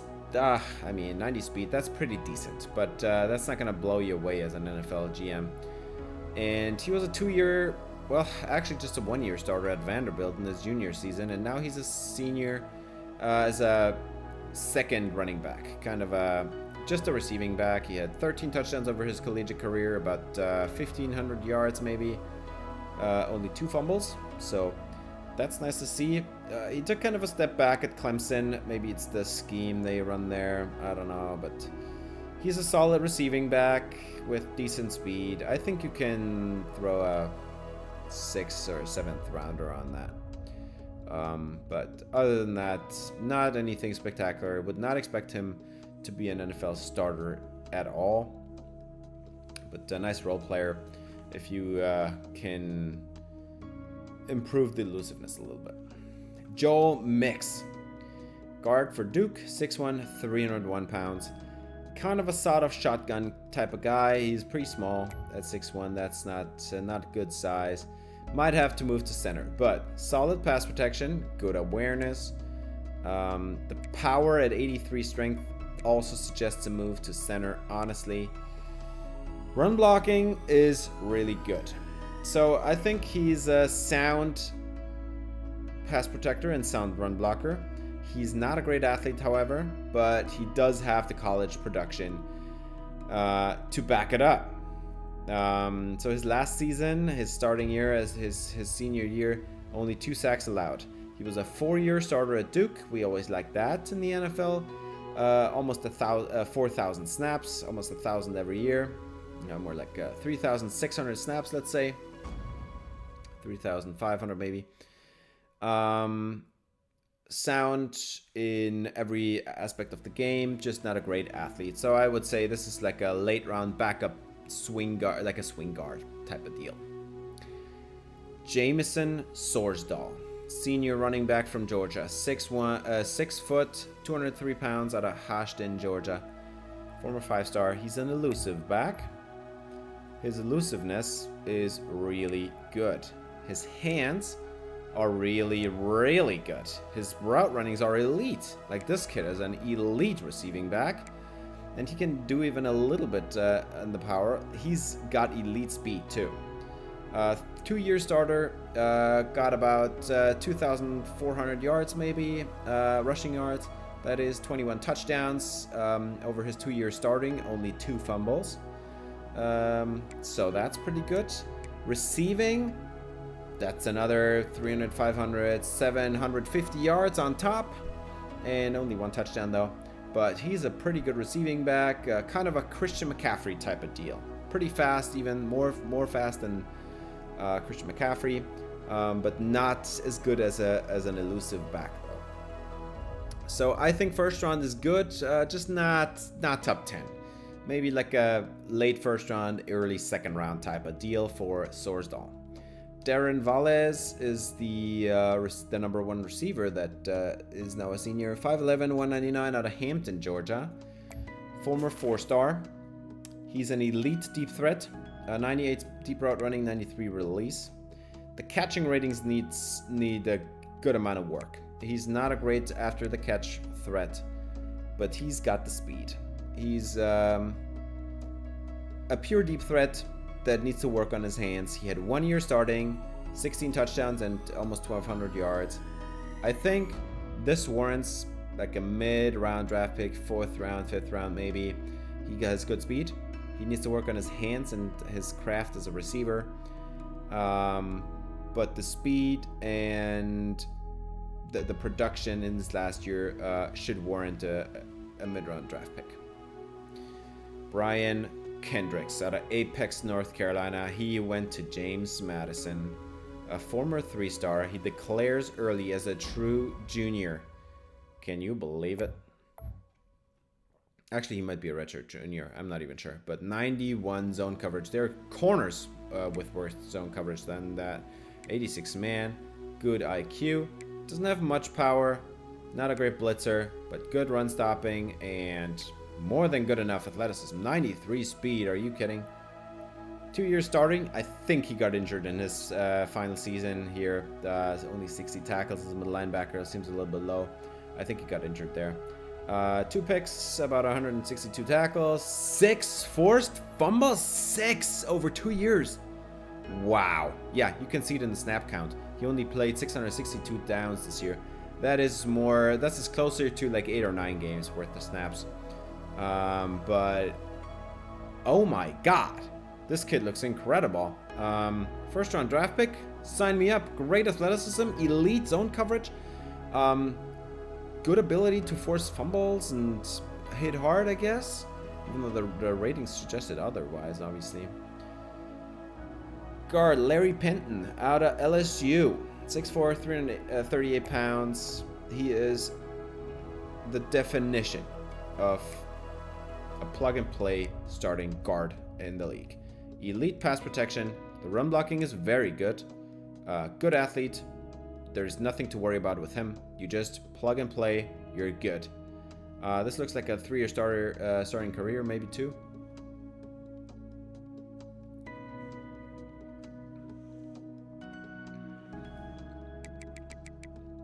Yeah, 3 years. That's good. That's 3,000 downs, man. This is what we like in the NFL. At the O-line, you want multiple year starters from college that have some experience, and then you can just put them in there and don't have to worry about. So Larry Penton, definitely a 1st round pick that's worth it, in my eyes. Very good player. And he's, by the way, from the same town that Nick Shabazz, our quarterback, is from, Lawrenceville, Georgia. Amari Stockton, yeah, he was kind of a pain. 6'1", 224, good hybrid or like good modern linebacker size, elite coverage, good power, good IQ. A little bit of pass rush upside. The run stopping needs some work, but 96 speed, 92 acceleration at the position, 3-year starter in college, about 300 tackles, 5.5 sacks, 3 interceptions, 4 forced fumbles over his collegiate career. This is a plug-and-play linebacker if I've ever seen one. Now, the thing is, what you need the most in the NFL is run defense, and this kid does not have it, which means I think this kid is probably going to be more like a 2nd or 3rd round pick. The athleticism is incredible, obviously, but you just can't throw him in there as a 1st round pick if you don't know how to defend the run. Austin Ehlers, strong safety, 5'11", 219, out of Reserve, Louisiana. He does have the weight to play linebacker, but he does not have the size. He's a good coverage linebacker. The run defense needs some work. Hit power is good, no man coverage whatsoever, and 96 speed on the back end. I think Ehlers is gonna be a pretty good day 2 pick. Good safeties go in that range, 2nd, 3rd round. He's not incredible at any area. He's not incredible in coverage. He's not incredible in the athleticism department. He's not incredible as a run defender, but he is pretty decent for everything, and he had a couple of years starting. So I think this warrants like a mid-round draft pick. And he's a junior, so he's pretty young too. Jimmy Sims, guard, North Carolina State. 6'2", 296 out of Wilmington, North Carolina. Former 3-star, and they turned him into an incredible guard prospect. elite lead block. I think this guy would do well with a power system. Good athleticism, good run blocking, good power, good pass protection. Oh, actually, I need to work a little bit on that. He's probably going to be like a first or second round pick. I think this is right the range where good guards go. I think he is a plug and play starter right off the bat in the next league. 3-year starter. I mean, what do you want? Like, what more do you want? He's a 3-year starter. He can do everything you need. He's not elite at anything, so he's not like a top 10 player like Quentin Nelson or anything. But a late first, early second round pick, I think that's right where I see him. Good player. And then our final player to see again in my Panthers franchise is going to be quarterback George Ruse out of Douglas, Georgia. 6 foot, 197, a 4-star improviser. Kind of reminds me of Russell Wilson a little bit. He's got good accuracies across the board, especially on the run. 89 throw power, not the biggest arm. Also reminds me of Russell Wilson. And he does have a little bit of mobility, but not too much. So I think this is kind of the Russell Wilson mold. Should be a mid-round draft pick here. About 10,000 yards, 100 touchdowns. That's 27 interceptions. That's a 4-to-1 touchdown to interception ratio for George Ruse. I think you're more than fine with that. 61% completion percentage over his career.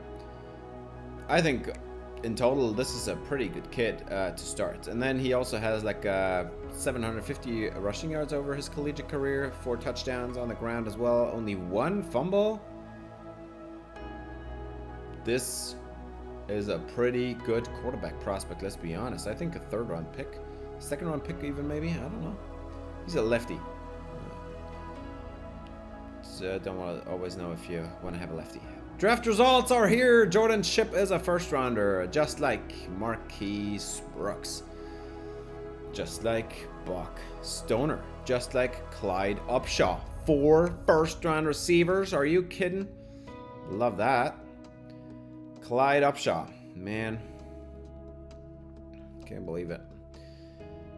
Connor Stockey also gets taken in the 1st round. No surprise there. He's an elite level athlete. He's the kind of the Chase Young, I feel like. Larry Butts, also a 1st round pick. No surprise there. He is going to be a top 10 pick. Like, he has basically no weakness. Jaden Patterson is also a 1st round pick.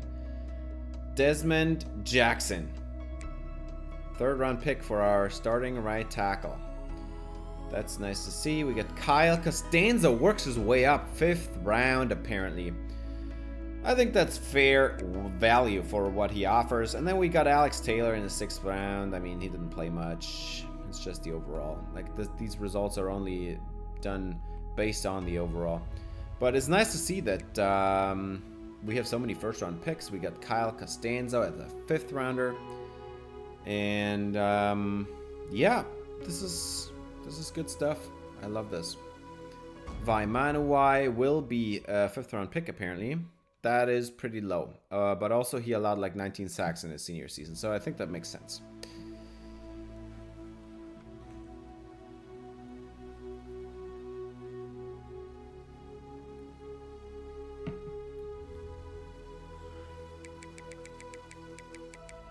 Let's move on to South Carolina. Sadly, yeah, we won't see them. They're going to be UDFAs. I don't even, the receiver Emmett Ivy, and I don't even know who the other one was, guard or something. So Maroons, 1st round pick, just like expected. Tennessee with a bunch of picks here, man. They had a great year. They went to the semifinals as well, so this is nice to see. And then Deshaun Bliss is a 2nd round pick. That's kind of a, I mean, yeah, I already explained why it does make sense to make him a 2nd round pick. He didn't really have the college production. Enrique Morales is a 3rd round pick. That's nice to see.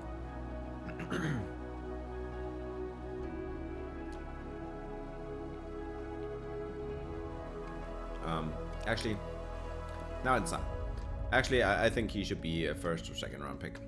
With that kind of athleticism and Elusiveness should be higher up.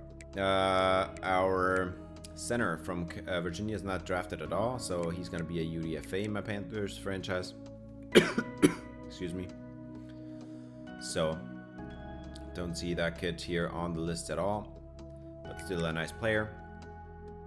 So, for Wake Forest, we're going to see Tyrone Gillikin in the 7th round. He's a pure deep threat. I think this makes sense. Late round draft pick. He can't really do much else since he's not even that fast. He's not like a Tyreek Hill fast or something. Or John Ross. We do not see Cortland Speaks, however. Which to me is kind of shocking. I thought for sure he's going to be worth like a mid-round draft pick. So, yeah. For Clemson, we do not see the running back. So, that running back is going to be UDFA, just a pure receiving back and nothing else type of deal. And then for Duke, we don't see that guard either. That's kind of surprising a little bit, I'd say. But can't do anything about it. He's going to be UDFA then. Jamison Sorsdahl, 2nd round pick. I think you nailed it on that one. Sorsdahl, that's good stuff. Good stuff. What we do not see, however, is Darren Valles. So, yeah. Gonna be a UDFA, I guess, as a deep threat then. James Madison. They have Brian Kendricks drafted in the 2nd round, just like Deshaun Bliss. I think that makes a decent amount of sense. And, yeah, not much else to talk about here. We got LSU. Larry Penton, 2nd round pick. That makes sense. He's a plug-and-play starter, but he's a guard, so lower position of value. And then Amari Stockton, 3rd round linebacker. I think this is pretty decent. Austin Ehlers is also a 3rd round pick. These like guard, middle linebacker, and strong safety. This is like the 3 least position of values if you disregard running backs. So they are not 1st round picks. Okay, whatever. Like these positions don't always get picked in the 1st round. Now, nice to see for NC State. We got a 3rd round guard here, Jimmy Sims. I think he could be a 2nd round pick as well. He's pretty good. And then George Ruse, 6th round pick. I think that's a little bit low. 88 overall. I mean, I guess 88 overall. Maybe he shouldn't be a 2nd round pick. But he reminds me a lot of Russell Wilson. Maybe it's because his athleticism is just not that good. His deep ball is just not that good. Maybe he is more a backup that you take a chance with. Like, he also doesn't have the greatest arm. He's not the fastest, doesn't have the greatest arm, doesn't have elite accuracies, I mean. Maybe it does make sense that he's a late round pick instead of a mid-round draft pick. But with that, we're done, and I quickly jumped over any recruiting because I already knew that I had to cut somebody already, so there's no point in picking even more players up. So we're gonna go through National Signing Day. Star Dev for Kevin Jordan, that's nice to see. Sadly, normal for Jose Ramsey, and Wade Sharp doesn't look that sharp either, so... Elite for Braden Brockle. This is what I'm talking about. Thank you very much. Kane Denton, our tackle elite dev. Yeah, this is kind of a sophomore drafted kind of player. Paul Robert and Terrence Avery, both star. Jose Brooks' impact dev. And then we got a couple linebackers here. Star for Drew Daniels. And John Flanagan is even elite with a platinum house call ability already. Man, Flanagan looks incredible. James Fiedler, elite dev on the 5-star corner. And we got impact for Thomas Ficken. And then Ray Trapp as elite dev as a safety. That's nice to see. Didn't have many of those. And then Tyreek Burris with normal as at punter. Doesn't really matter to me, but this is a pretty good recruiting class and only 16 players. Of course, if you enjoyed the video, I would appreciate if you gave it a thumbs up, subscribe, ring the bell for notifications as we're going to move on to top classes in the country. We are number 1. We beat out Notre Dame. They had 35 players, and we only had 16, and we still beat them out. And it's only because we had 11 5-stars. 11 of them. And yeah, one of them is a quarterback, by the way, that we didn't even talk about. We will be talking about all of them later, once we go through the final roster. But that's just great. And by the way, South Carolina is 5th on this list. So this is what we want to see. That's going to be a really good rivalry. Now, we are going to position changes, and the only people I'm going to be relocating on offense, it's skill position players that are mostly capped out. Jamie Lennon has like 2 caps left or something. We're going to turn him into a receiver, into a running back, and then after training, turn him back to a receiver. I'm also going to do this with 2 tight ends. We're going to turn him to receivers and then put him back to tight end. So Deontay Slay, we're going to be a receiver for training, and let's see what we can improve there. Because he's basically maxed out as well, and he was tight end of the year. I hope he gets even better this year. And then Trevor Brink, who is a vertical threat tight end as well. I want to turn him into a receiver and then turn him back to a tight end afterwards as well. Just to see what his upside is. Brink, he's already a capped out player there, so there's really no point in leaving them at tight end. At guard, Duke Trinidad, he's mostly maxed out, and I decided I'm going to move him out to tackle. He's just lighter. He's too light for what I want to see in a guard. I would want to see 20 more pounds at guard, so I'm going to put him at tackle. Hope this gives him a chance to compete out there. Right tackle is a position where we have now some competition as well. Spencer Dock, he is too heavy to me to play tackle, so we're gonna put him at guard now. Right guard, I want to see that work out. Maybe he has a chance to start there. And then I also moved around a couple other players within their position, like right guards to left and left guards to right and stuff like that to balance it out. And then for Ray Trapp, I'm going to turn him into a strong safety. He is more of a run defender, let's be honest. And then Emmanuel Ruse, he was a starter this year. We're going to turn him into a free safety because he is more of the coverage player. I feel like he's also got the 99 speed. That's what I want over the top. So that's why I'm going to move Ruse out there. And then Jesse Blunt, he was a linebacker and he was supposed to stay a linebacker, but he capped out pretty quickly. So now I moved him to safety and hoped he developed there to be able to turn him back later. It's just not working out, man. We're going to move him to middle linebacker and hope that he has a little bit of his caps available still. But it doesn't look great. We had 3 athletes. Steve Malden apparently makes a pretty good linebacker, but dude, not at 5'11 and 198. He might also be making a pretty decent safety or corner. I'm gonna keep him at running back. I want to see that. We don't have many elusive backs. Most of our running backs are power backs, so I want to see him play in a couple of years. Then we got an offensive lineman, Paul Robert, who apparently makes a pretty good guard. So we're going to move him there. Especially considering that Baraka Onwenu is now the left guard. And I would expect him to declare next man up.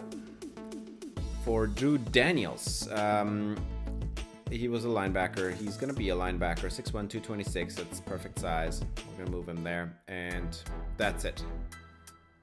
Welcome to training results. Jordan Velasquez is the best player on the team, I guess. 92 overall, 95 with boosts, 99 speed, 99 acceleration. And he had that like 2 years ago, man. He's going to be incredible. We're going to move through this position by position. Nick Shabazz, only +1 overall. I'm really scared that now he does not declare that next year. He really needs to go to the NFL next year. Kowalkowski and Fusha, just like I expected. Both of them did not develop at all. Well, I mean, Kowalkowski is a +6. Fusha is like a +2 or something.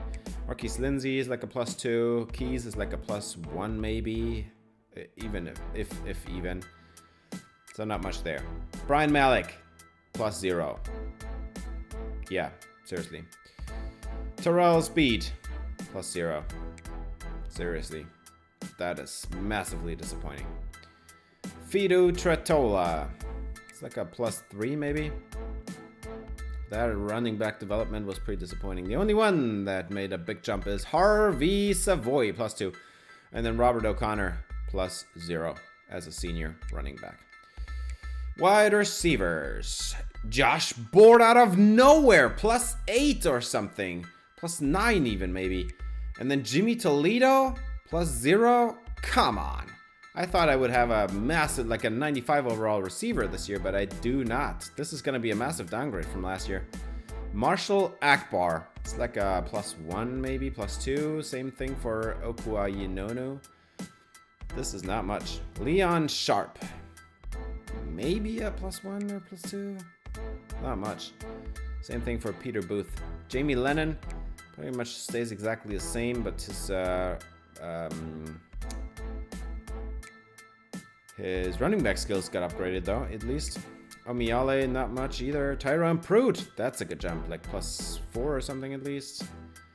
Gerald Armstrong, not that much. And then, yeah, this was not a great offseason for the offense, I gotta tell you. And then out of nowhere, Matthew Allegretti, what are you talking about? 93 overall. Deontay Slay even got downgraded.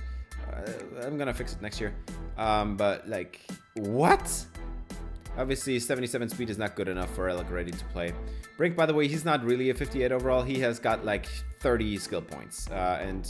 Spoiler alert, he will be like a 76 overall or something when I sim 1 week. So Brink's not really a 70, not a 59 overall. Mitch Jefferson, like a +1 maybe. Kowalewski is like a +3. Phoenix, that's a nice jump, +4, +5, something like that. That's nice to see at least. Baraka Onwenu, this is what I'm talking about. 94 overall, 93 without boost. That's like a +3 jump. Callum Elson, no jump at all. Leon Hart is like a +3, +4 maybe. So Onwenu is the big winner on the offensive line. And then Johnny Barr didn't get any development at all. Just a physical upgrade. That's pretty disappointing. And then Brink didn't get any massive upgrades either. Justice Ezekiel. He was the starter at left guard last year. I completely forgot about him. I moved him to right this year. Onwenu from right to left. Not much upgrades for any one of those players. Like a +1 for each or something. Not much. At right tackle, Shamir Timms. Welcome to the starting lineup. +4 overall. Duke Trinidad, +1. So you got overtaken. That's your fault. And that's the offense. Not many standouts there, besides Josh Board and Baraka Onwenu then, I guess.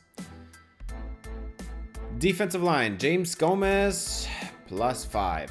Greg Barmore, maybe 0, I don't know. +1 maybe. Anthony Dingle, still the same overall, didn't do much. Maybe a +1, I don't know.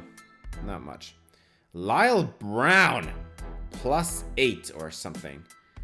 That is a pretty good jump, I gotta be honest. But he still has a ways to go.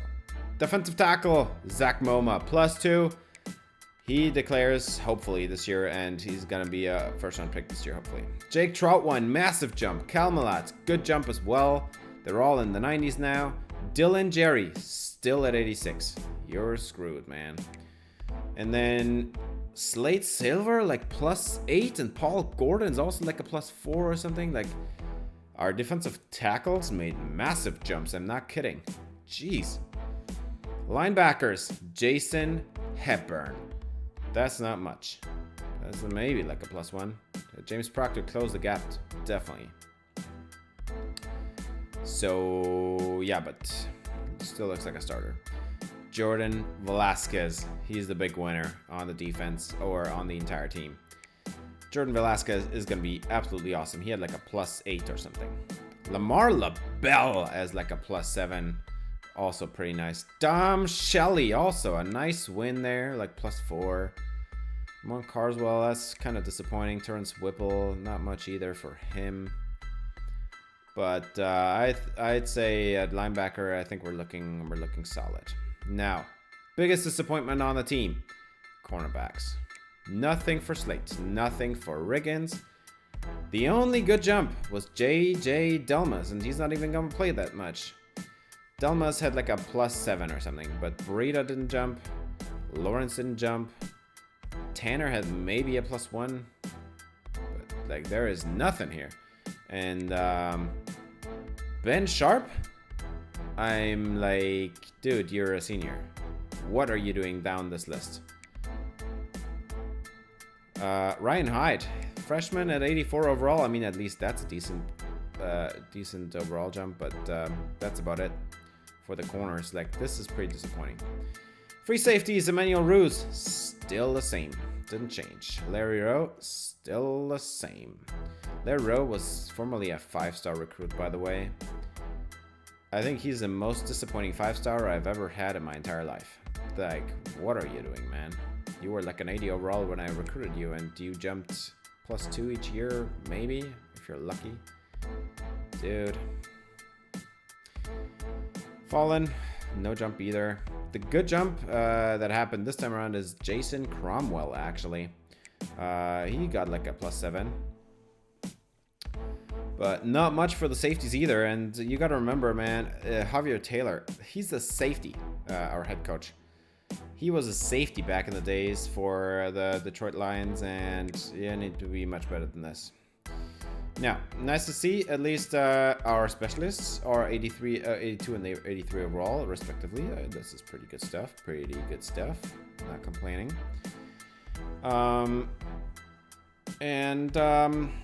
With that, we're at cuts. We have to cut 4 players, and the easiest cut of all times is Robert O'Connor, man. He has been a disappointment from the get-go. He did not develop at all like I wanted him to, and he is done here. He could have been Kyle Costanza, but he didn't want to be. The next one that's a very obvious cut is Dylan Jerry. He's been on the team forever. He doesn't play. He's a pure run stopper, and he still is worse than the other 3 defensive tackles at run stopping, and he can't do anything else. So no point in keeping him around. He's a senior.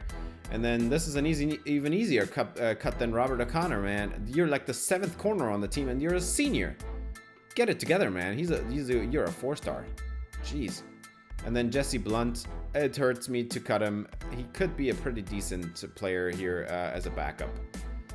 But like, he's not gonna get drafted, so there's seriously no point. And now this is the thing. I would have loved to encourage our 2 backup quarterbacks to transfer and to go to a different team and play there. But when you cut anybody as a senior, they are gone.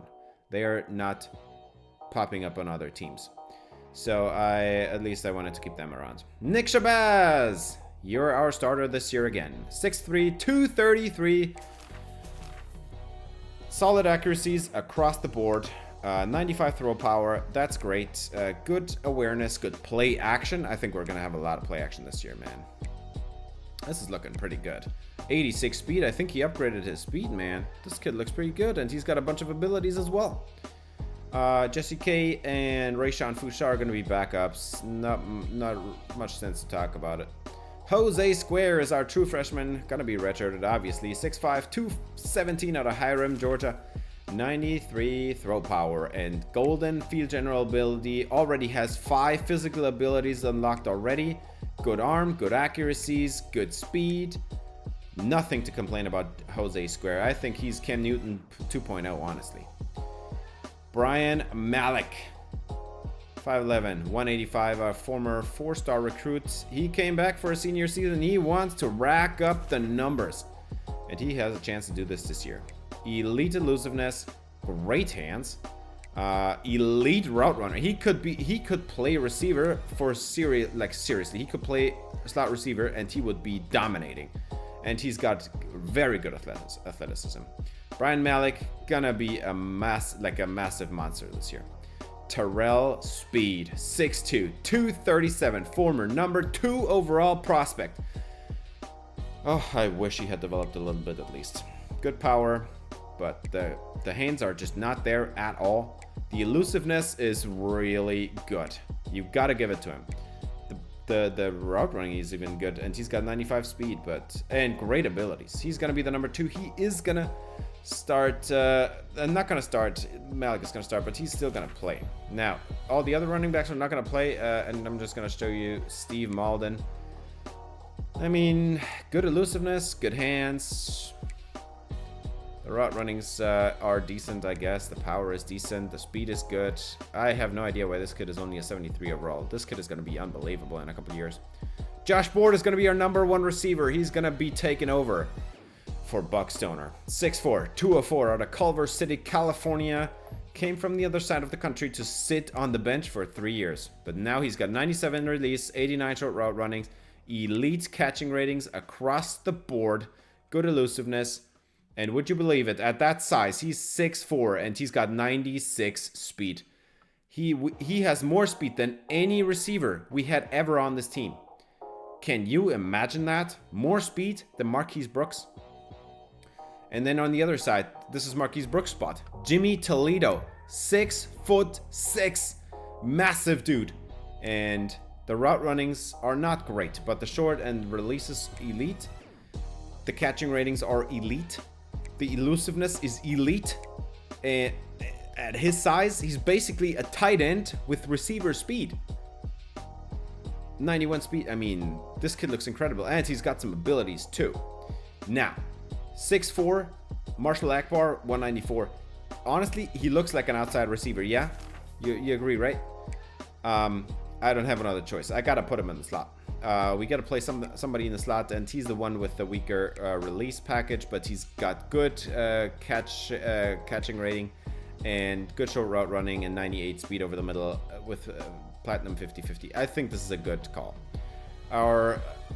He's technically not our 4th best receiver, but I am gonna play Leon Sharp this year as well. 6'3", 200 pounds.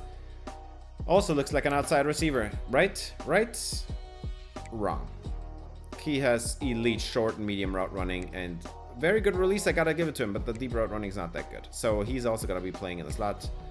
The hands are just not as good and only 92 speed, which is why he's probably not gonna see the ball that much. Kevin Jordan. Every other receiver, by the way, does not matter right now. None of them will see the field. Just gonna show you the redshirt freshman, Kevin Jordan. I am so excited about his caps. He looks incredible. The route runnings need a bunch of work, but look at the catching ratings off the bat, and it's not even capped there. The elusiveness is not that great. Speed of 93, 89 acceleration. This looks pretty good. Jose Ramsey, 6'2", 218, former 4-star. Or actually 4-star. He just was recruited. Physical archetype for him as well. But the caps look awful. Yeah, don't know what to do about him. Let's be honest. He's not going to be much more than like an 80 overall. And I don't think he's ever going to see the field. We'll see. Maybe if he upgrades his speed by a bunch, we'll see. But right now it doesn't look great. Wade Sharp, 5'10", 195 out of Charlotte, North Carolina. Hometown kid. Route runner archetype. I had high hopes for him. The elusiveness is really good. I think we could turn this kid into a running back. But the route running is not great, and the hands are not great either, and the caps are not great either, and he's not going to get any faster. 93 speed, 91 XL. Not too excited about him. Now, we have a 92 overall tight end, but he's not going to be starting. It's still Deontay Slay's game, and the reason is very simple. He is so much faster.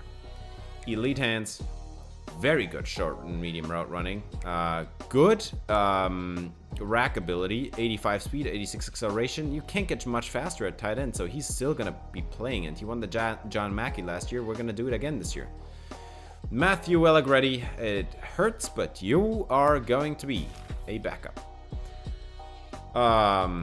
He could seriously be an offensive lineman with those ratings. He just doesn't have the size, but the hands are just awful. The routes are awful. He can break a little bit of tackles here and there, but like with that speed, what is even like no point. Redshirted this year is going to be Braden Brockle. 6'6", 244 out of Santa Rosa, California. And Brockle looks unbelievable.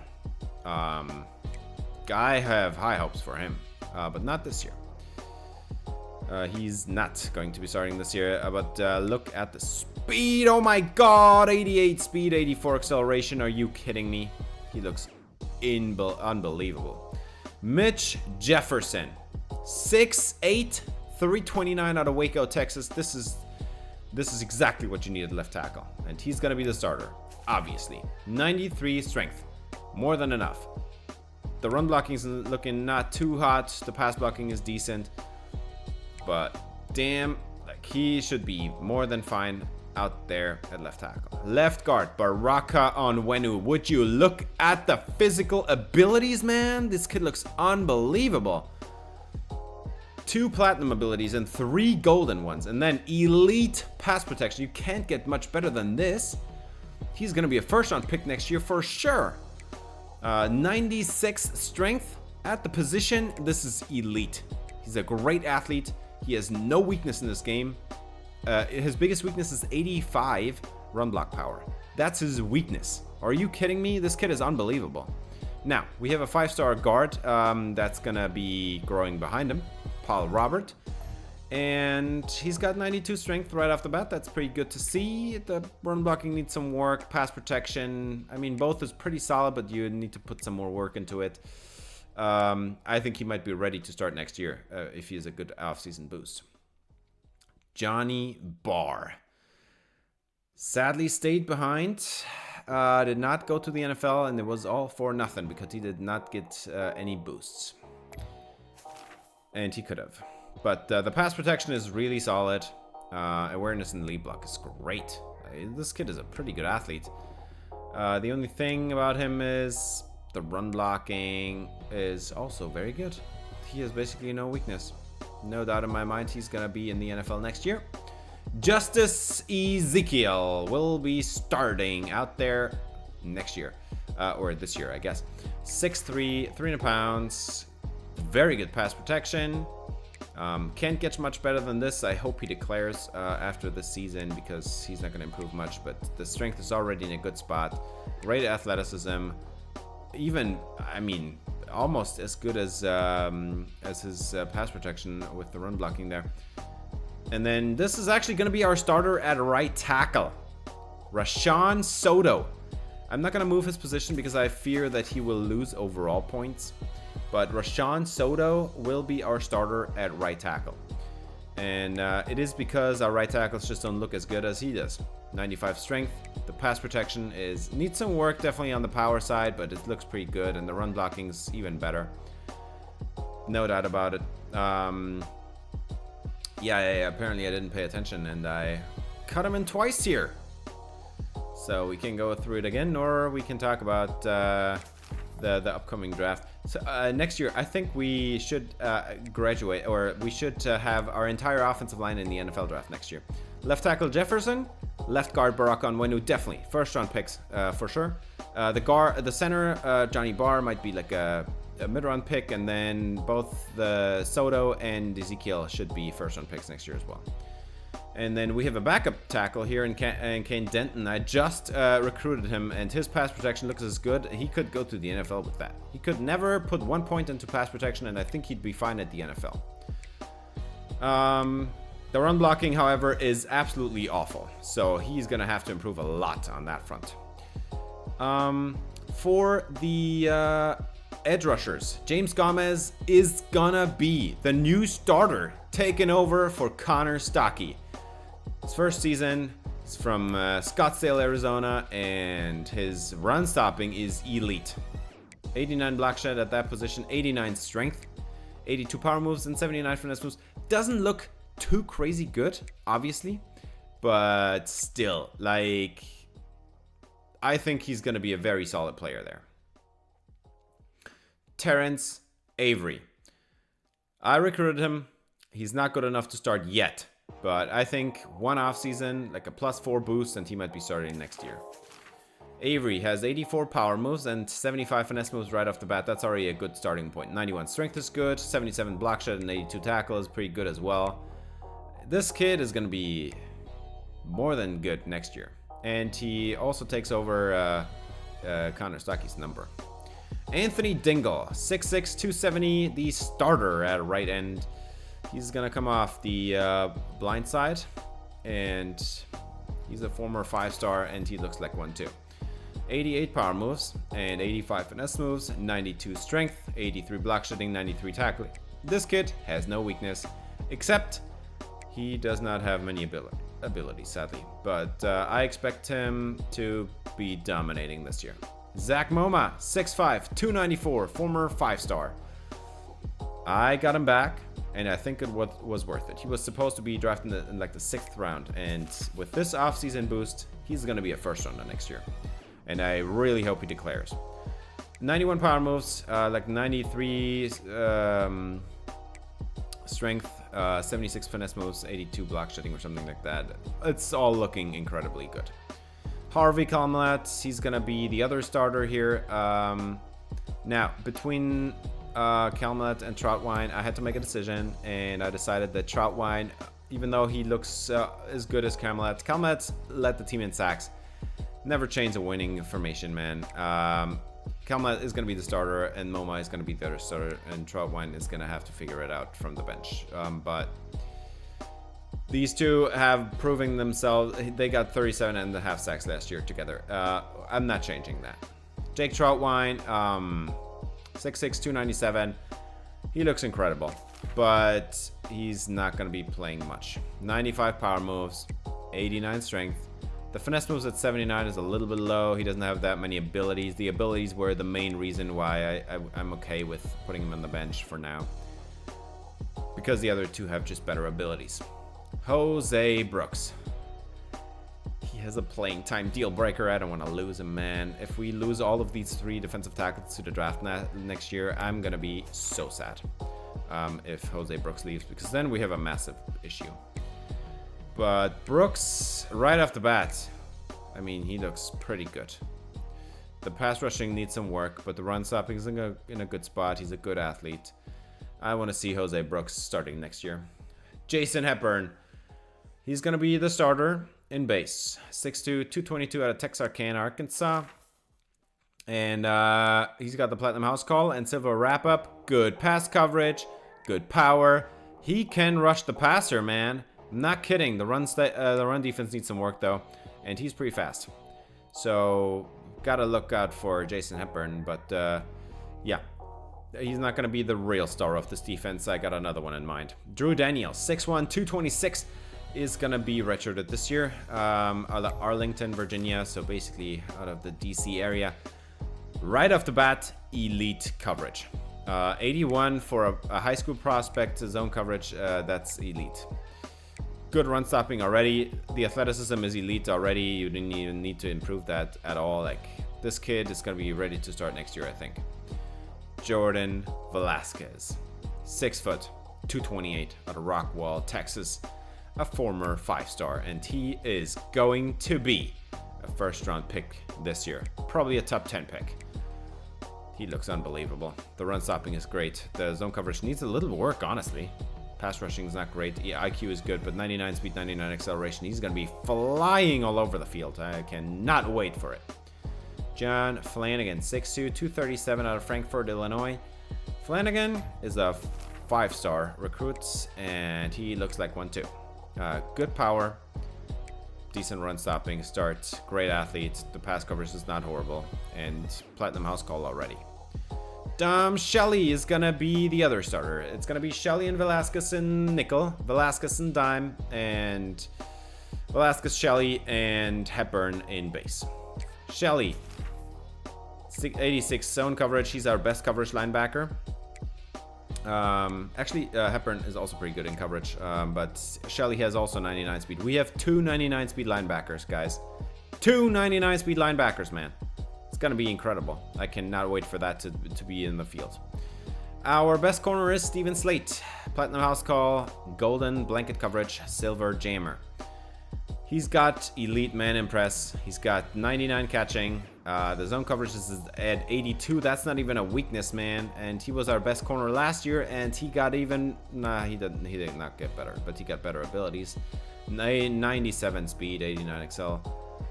Slate is going to be the #1 corner, but he will be, again, playing the nickel. Moses Riggins is our #1 outside corner, our #2 overall. Golden bouncer, golden house call, silver knockout, 94 zone coverage. That's elite. The hands are really good. Man coverage is solid. Like, there is basically no weakness in his game. 96 speed. He can keep up with anybody. Cassidy Breida. Sadly, did not develop much out of Newport, Kentucky. 6'2", 184. He's got the golden knockout and silver house call, silver bouncer. The problem with Breida is I need to put him on the field because he's got the best zone coverage on the entire team. 93 zone coverage, man. How would I cannot not put that on the field. Good man coverage as well, 96 speed. I mean, this kid basically has no weakness, except he's not a great tackler. So that's our starting 3. And then we're going to see James Fiedler. Not at all, because he's going to be redshirted this year, but we will see him next year, I think. Elite zone coverage, horrible hands, decent man, and good speed, but it's not going to get better. It also does not need to get better because he already has 98. Thomas Ficken, 6'3", 195, massive dude for a corner. He looks incredible for a true freshman. He's also not going to see the field, obviously, but 84 zone coverage right off the bat. The hands are horrible. The man coverage is okay. This is exactly what we need, man. 97 speed for him, 93 excel, and he can even improve on that. I mean, unbelievable stuff here. Emmanuel Ruse, 6'2", 216, out of Charlotte, North Carolina. Hometown kid, former 4-star. He's going to be a senior this year, and Ruse has got pretty good awareness and play rec. 87 zone, 86 man. The run support lacks by a lot, but we don't really care because we have these linebackers. 99 speed. Man, the middle of the safety is going to be busy. It's going to be like an F1 tunnel over the middle there.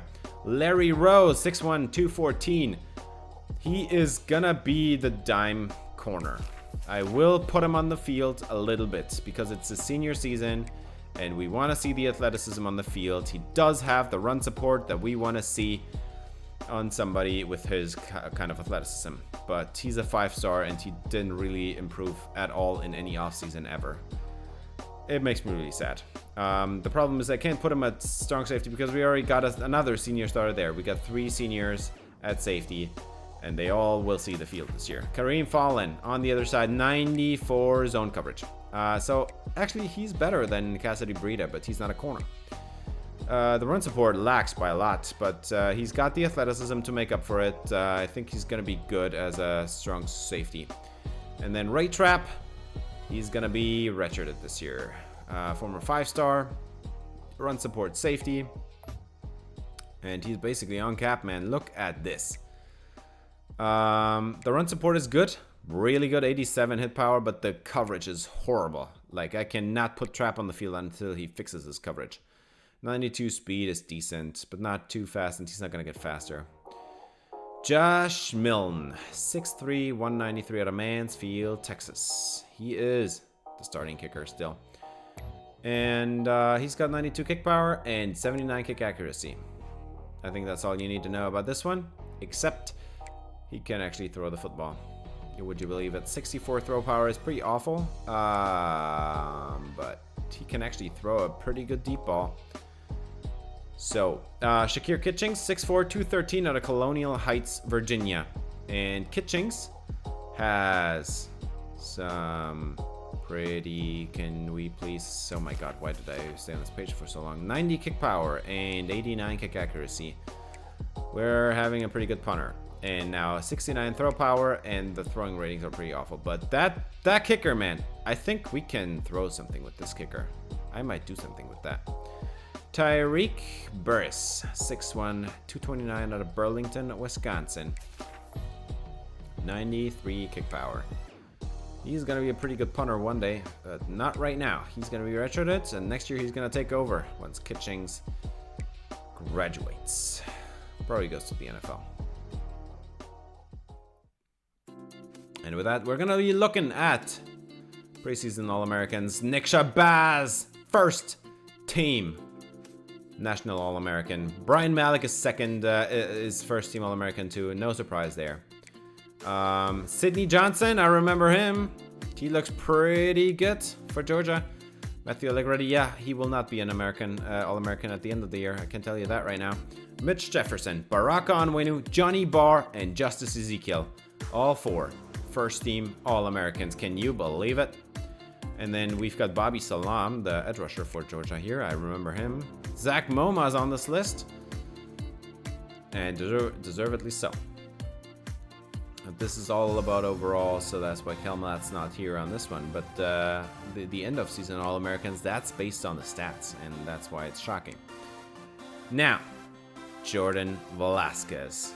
Man, I cannot wait to see him on the field with Dom Shelley, 299 speed linebackers, and then we got a 99 speed safety behind them. Man, this is going to be so much fun. And then safety is Kareem Fallon actually made it. No idea how he did that, but we also got Shakir Kitchings as the punter. Second team All-Americans, we get Keelan Maddox from Clemson. I did not know that they had a good quarterback there. That's nice to see. Apparently Dorian Townsend is either not there anymore or got overtaken on the depth chart. Nice to see. No receivers for us. That's a little bit sad. But we did get, however, another guard who is actually going to be a starting right tackle, though. So Rashawn Soto is going to be out there. And then 3 defensive linemen. Lyle Brown, well, not happening because he will not be starting. Harvey Kalmalat and Jake Troutwine make this list as well. Oh my god. I might have to put 3 defensive tackles on the field. And for the linebackers, it's all other players. Eli Delmas for Georgia. I don't remember him, honestly, but he looks really good. And then we got a corner in Moses Riggins and the other safety in Emmanuel Ruse. So I'm looking forward to this, obviously. And yeah, this is going to be very much fun. Let's take a look at the ACC. I mean, it's basically the same thing. Nick Shabazz, Brian Malik, Jackson Foster is there for Clemson. No shock on that one.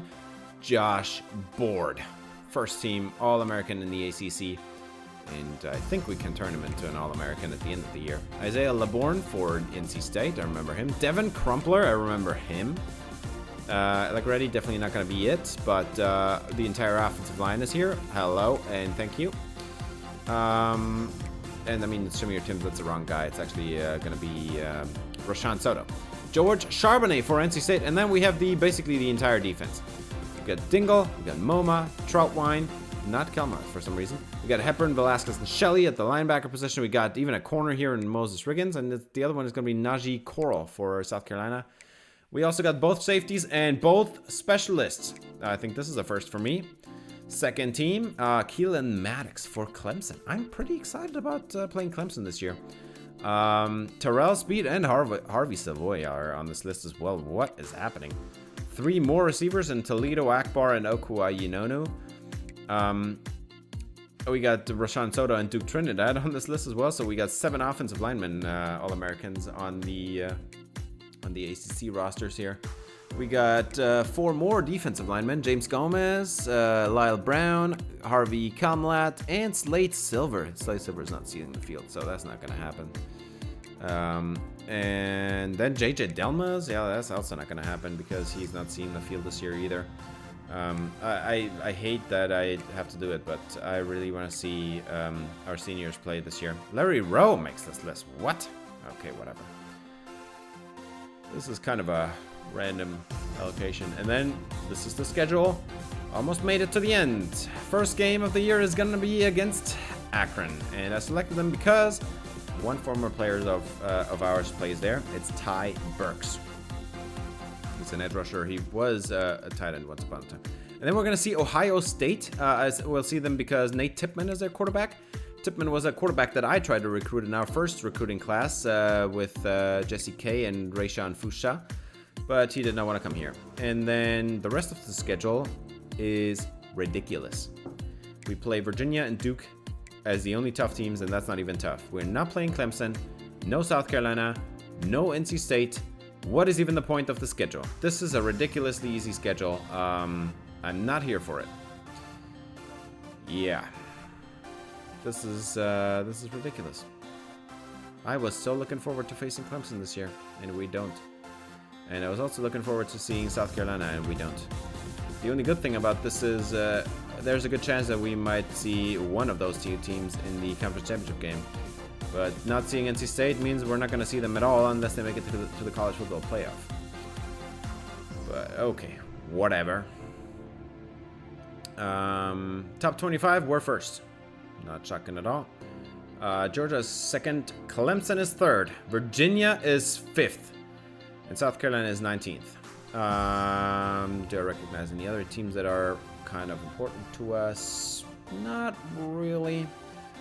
Also, by the way, a funny story that I found out. So, there was this 5-star linebacker, Gil Maggot, that Oregon recruited away from me. And they cut him. And I couldn't find him anywhere. He's not anymore in this dynasty. They cut a 5-star linebacker that I would have loved to have on my team. They just cut him, and he's gone. Now, in my head, I think he's just become a catcher in baseball or something like that. Whatever. But yeah, this is it. This isn't the entire offseason. I hope you enjoyed it. Next time, we're going to play Ohio State. We needed to put at least one tough team on the schedule, I gotta tell you. Because, like, can't be that easy of a schedule. But the expectation for us is definitely to go 12-0 again. We have to, because this schedule is ridiculously easy. And the tough game is going to be the conference championship game. Provided we're going to make it there. But that's going to do it for this episode. Thanks for watching. If you enjoyed, please leave a like and subscribe for more North Carolina Dynasty. Until then, have a great day.